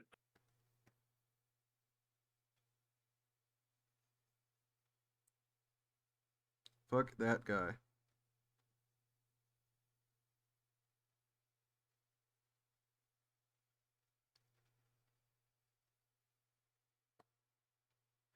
Home server was day one adventure, very much oriented around merciless hard Scrabble. Lots of fun. Yeah. DayZ is a rush unlike any other, man. I wish I could go back to those days when DayZ Mob was popular and play that again. There were a couple of servers that kind of brought that love back for me in this game. There was one that the servers, like loot tables and systems, disabled all build. You couldn't build anything. The most you could do is make a fire to cook food, and there was a bunch of extra military locations on the map for you to get geared up. But there was these events you would go to, and they had the best equipment on them, and everybody rushed them. So you would be kind of as a blob of people just kind of pushing at an objective with a bunch of other people. It was a lot of fun because it made fights really hectic and made, the threat of losing your stuff really, really big because it was really easy to get wiped. Hmm. And then we played a lot of Wasteland. Wasteland was cool. Wasteland was where I met you. Yep. Wasteland's where you met me. Back in Arma 2. If anyone from Op 4 is listening, fuck yourselves. I will dismantle all of your Northwest airfield spaces. And I remember reassemble them that. That into- was really funny. I will sit there and spot for artillery for 2 hours. You cannot stop me. Yeah, when both Blue 4 and Green 4 go, we're going to kill Red 4 because they're being assholes. Yep. And then disassemble their base of HESCO barriers and spell the word fuck you on the runway with it and leave. Yep. I think I still have that picture. Maybe.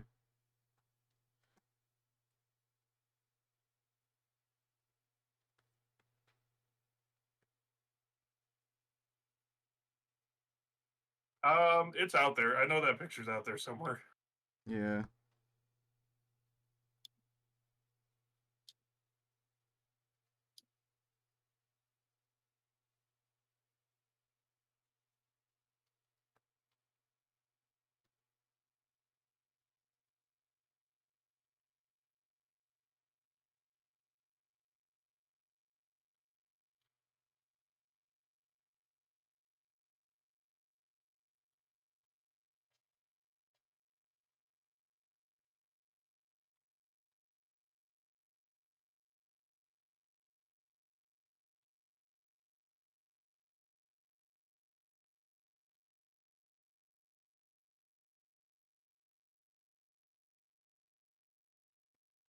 Oh yeah, Namalsk. That creepy fucking ass map. Namalsk. That creepy ass map. Oh, Namalsk is fucking painful. I don't in really this like. I version don't really of like DayZ. Namalsk. Namalsk was like was novel because it was a new map, right? But man, it just sucks. I hate Namalsk.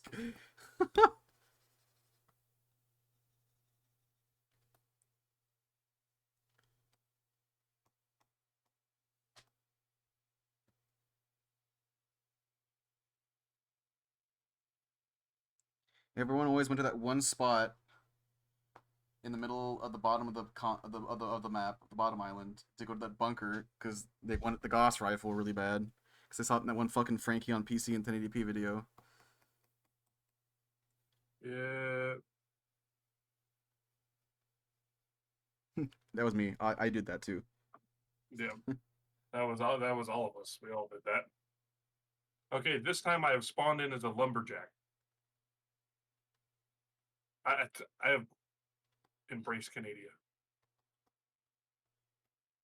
I've spawned in with a bottle of syrup, flannel, jeans, boots, the floppy ear hat, and an axe.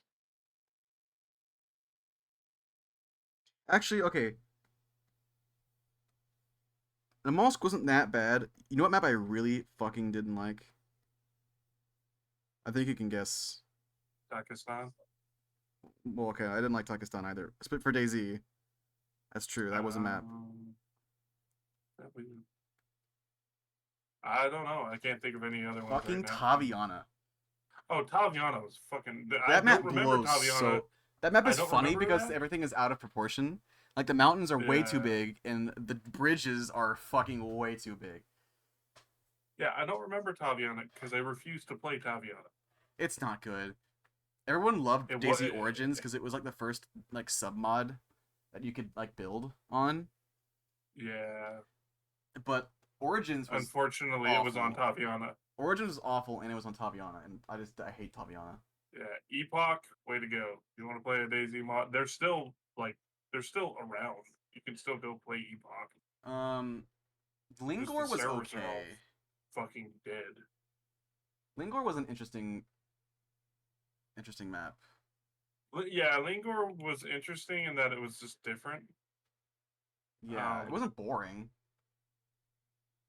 but it was just okay. It's better than Taviana, better than Namalsk.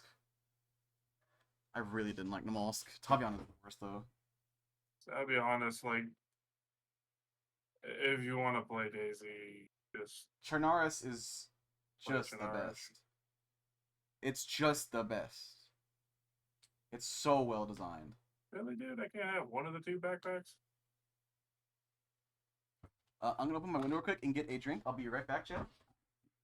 Can I have the other backpack It's if hot you're not here. going to use both of them? Oh, for fuck's sake. Okay. Okay. Okay.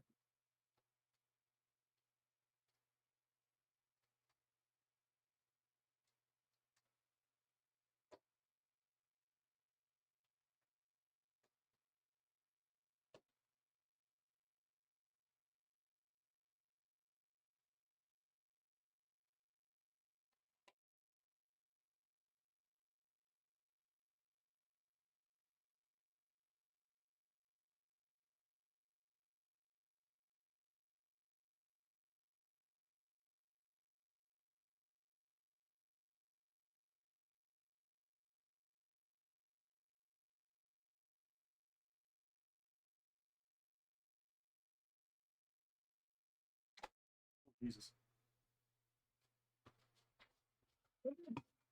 I think you should have done that. Yeah, Chernaris is Daisy. I can still name from memory so many towns on that map. It is timeless. Overgorst, Lenagorst, So you have Chernar, oh wait, actually Cherno, Belota, Cherno, Prig, Electro. all my homies hate Prig. Kaminka was down on the like you go down the highway towards Belota and you keep going and you get to Kaminka. It's like that's the last one on the line, right? Yeah, Kamenka was the very end. What's the one in between that? I Kamashovo? don't remember. Yeah, Kamashovo. I think.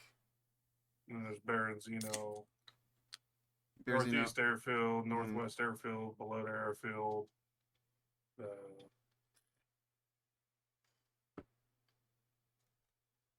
Back when Northwest Airfield was the airfield to be at. Yep. You have Novi Sabor, Starry Sabor.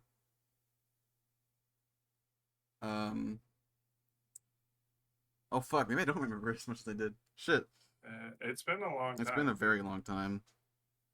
Like, neither of us have played Daisy and or like default Arma 2 map in many.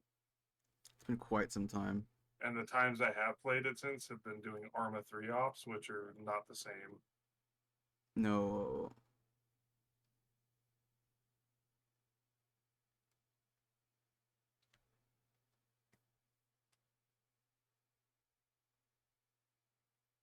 What am I supposed to do? And take my teeth in you. Without the taste, my lips I die without the taste of it.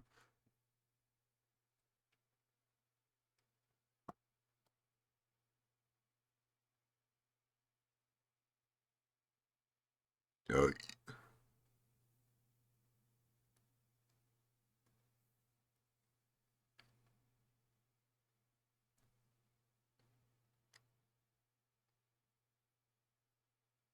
This server's much more active. It's also on a better map. That American map was like a really cool idea. Not the word idea. Execution, on the other hand, was not quite as interesting to actually try and play on the fucking map. Mm-hmm.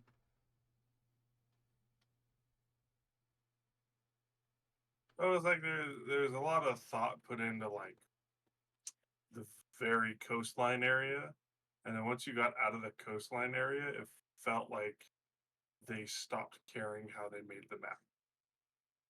Like they just satellite imaged like the area that it was supposed to be.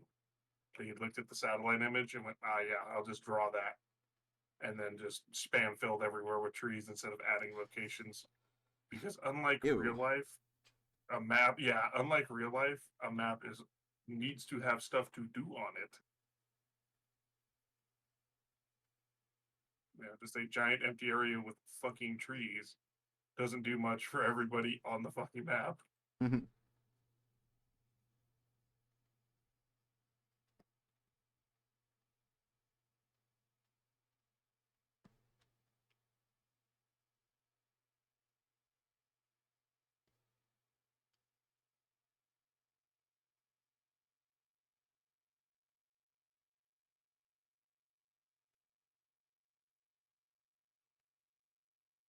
I'm gonna go check and see what's going on with food. I'll be back. Mm-hmm.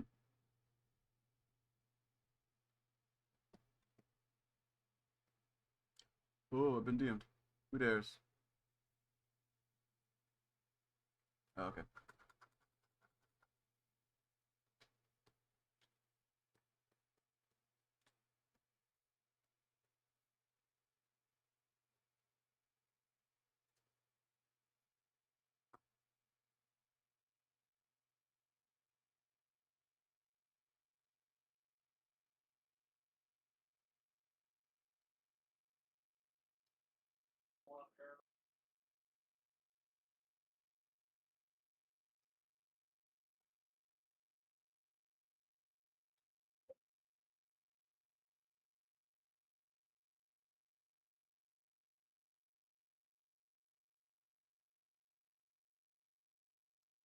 Pause.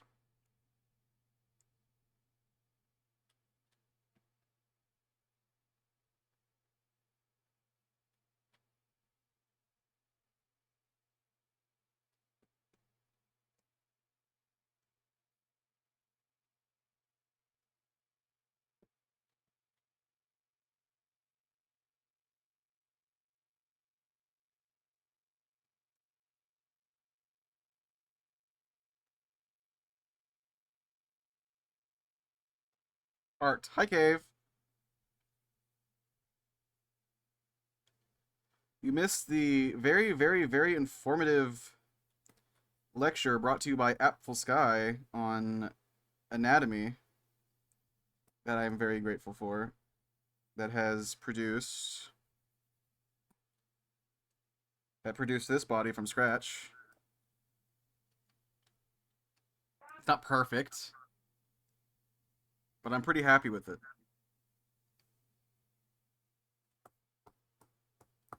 I stole a piece of you lazy boy.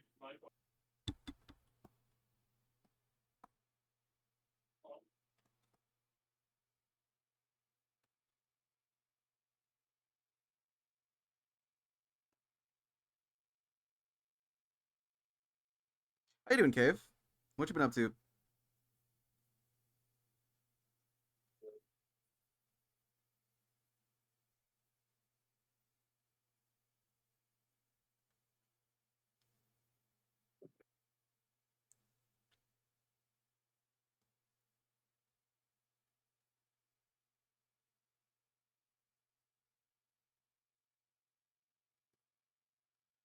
Modifying some Tyranids, nice.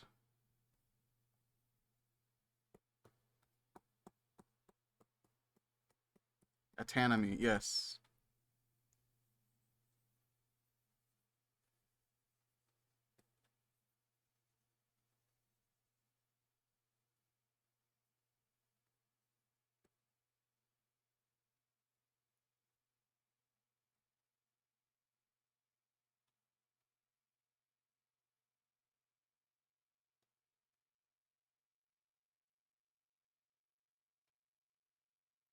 Let's take some lines, some thin lines, and just kind of do like a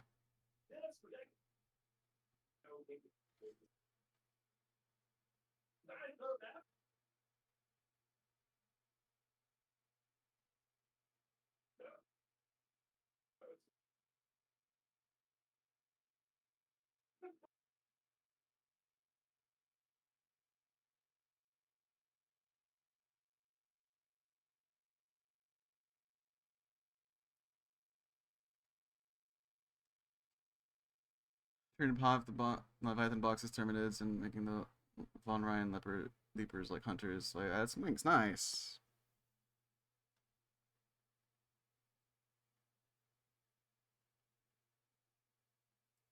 Okay, now we do the gradients.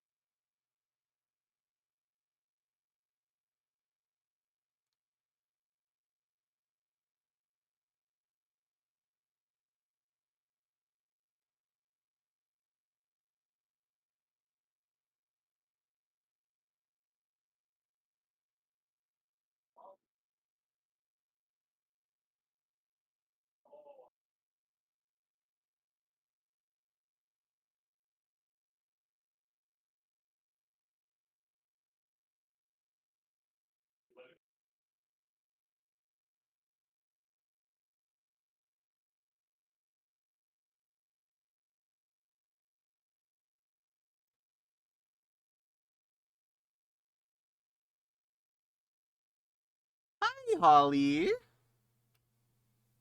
How you doing? Kitty Patootie.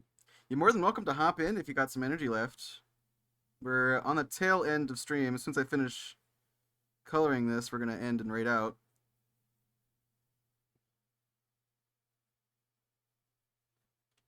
You missed a very informative art lesson from Apple Sky earlier.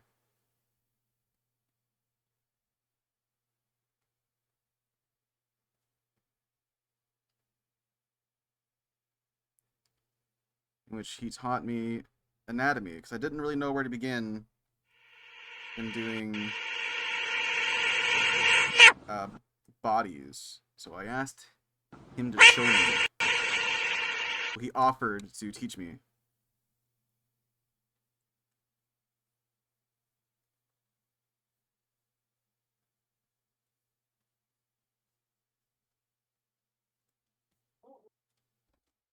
Anatomy is hard. Well, how do you think? How do you think I did?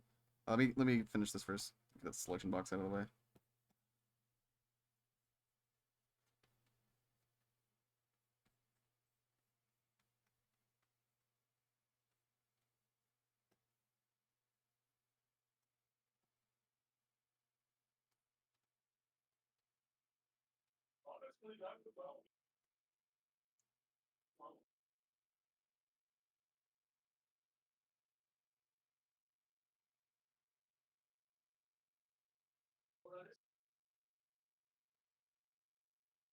Fucker.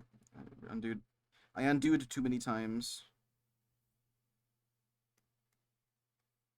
Okay, how do you think of this? This guy taught me quite a lot that I still need to practice on.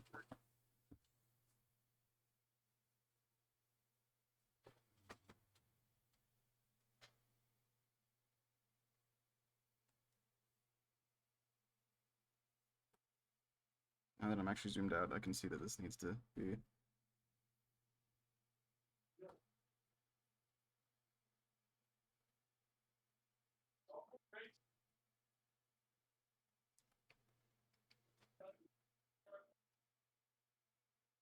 Still same stream. Yeah, I'm pretty proud of it. It ended up looking pretty good.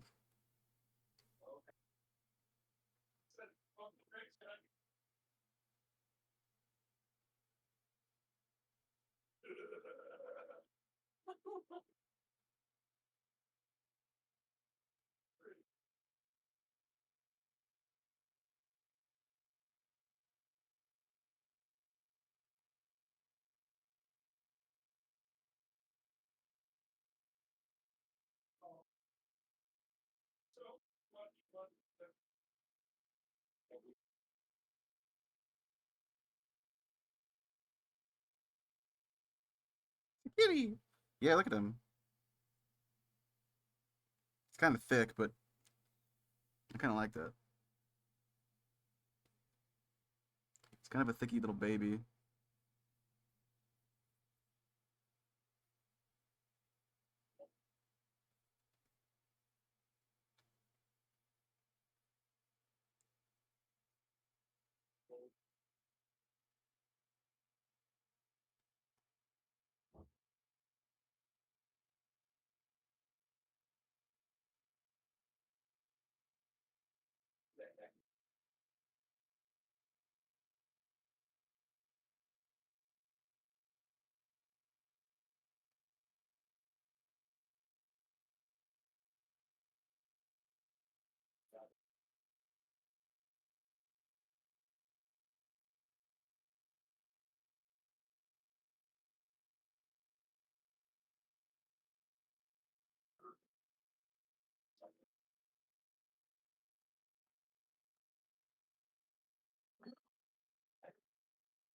I'm gonna try to approach with those methods that Sky taught me from now on.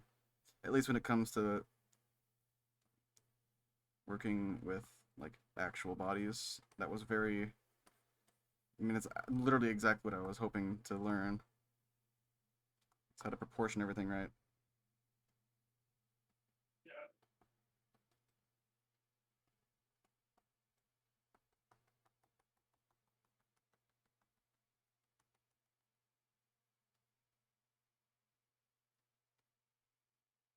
Whatever that works.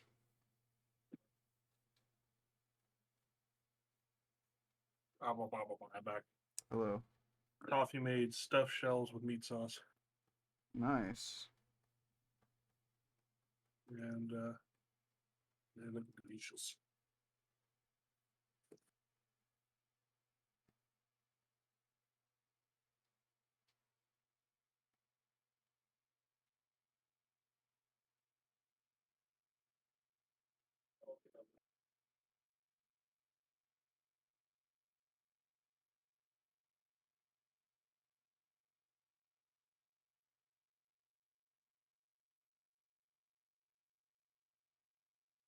Your face, and that's okay with me. See the day somebody I could hate. The price I pay, the blood red flags that I walked past every day. You and I'm not looking. Like an angel sent from hell, like those eyes that hooked me. I'm not looking. You are someone else. Someone else.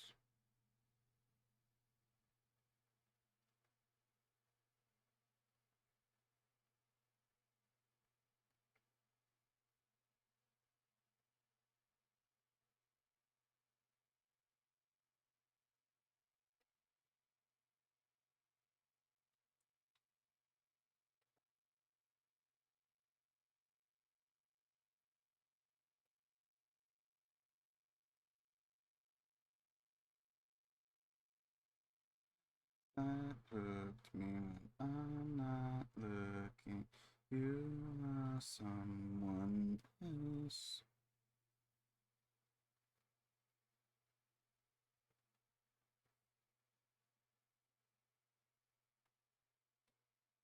Hey, is it me? Did I fly you away? Are you not who I say?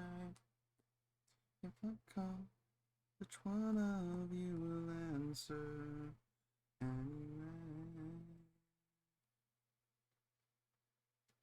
you and I'm not looking. You're like an angel sent from hell. Like those eyes that look at me when I'm not looking. You are someone else.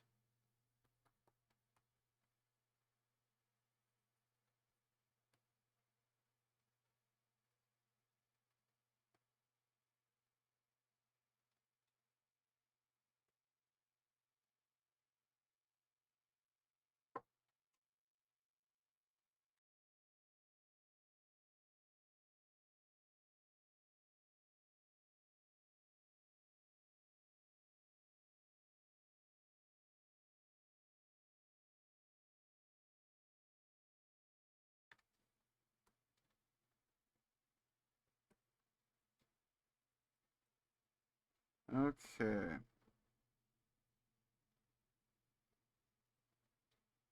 And last things last.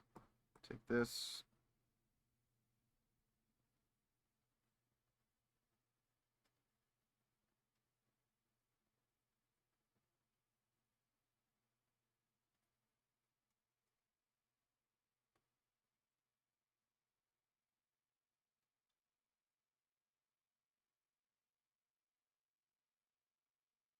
Okay, there we go. Lion acquired. What do you guys think?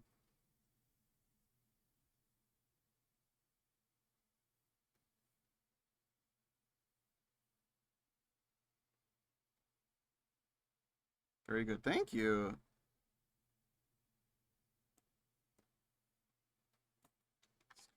I call this.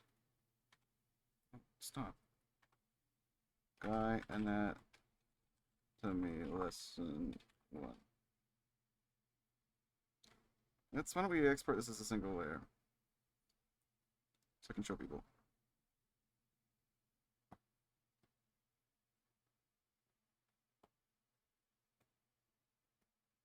Yeah.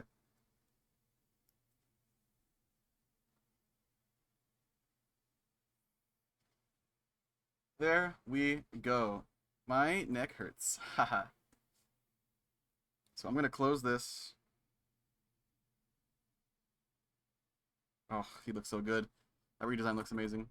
And we're gonna slide over to the ending screen. Everybody, thank you all so much for hanging out, for lurking, for chatting, for just having a good time. I appreciate you all so fucking much. He's cheeked up. He is. I love him to death. He's my baby. That was a good time. Very good time. Big props to Sky for expanding brain and increasing wrinkle counts. That was very, very good. I appreciate that. Let's go say hi to a friend of ours. But everybody, thank you so much. The subs, the bits, the donos, the follows, the lurkers, the chatters, and everybody in between. I appreciate you. Bigly. Thanks, Serena, for offering support. Yeah, exactly. Don't forget the follow button down below. It's literally free. Helps me out a ton. Or consider subscribing to get those ad-free emotes and... Well, yeah, that's that. We're 3 subs away, chat. Just 3. Count them 3. That's basically nothing away to our next art giveaway. So if you want to support that and give the gift of shitty art from me, yours truly, haha, there you go. And of course, we have the donation fundraiser going on right now. So if you want to contribute via the money hole below the stream, you will help us get VTubing back in action, because we are just like one component short of super expressive AR kit tracking. Just got to get some model work done. But you can see that tracked in the top middle of the screen. Otherwise, big love all around. Let's go say hi to... I haven't rated them in a while. Let's go say hi to Socks. Socks is super cool, energetic, charismatic. If you like my content, you'll like theirs even more. So be sure to stop by, say hi, support them. They deserve it. The right message is going to be...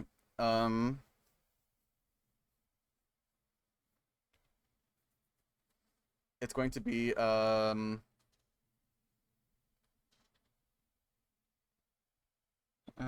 got it. I got it. God, these fucking lips.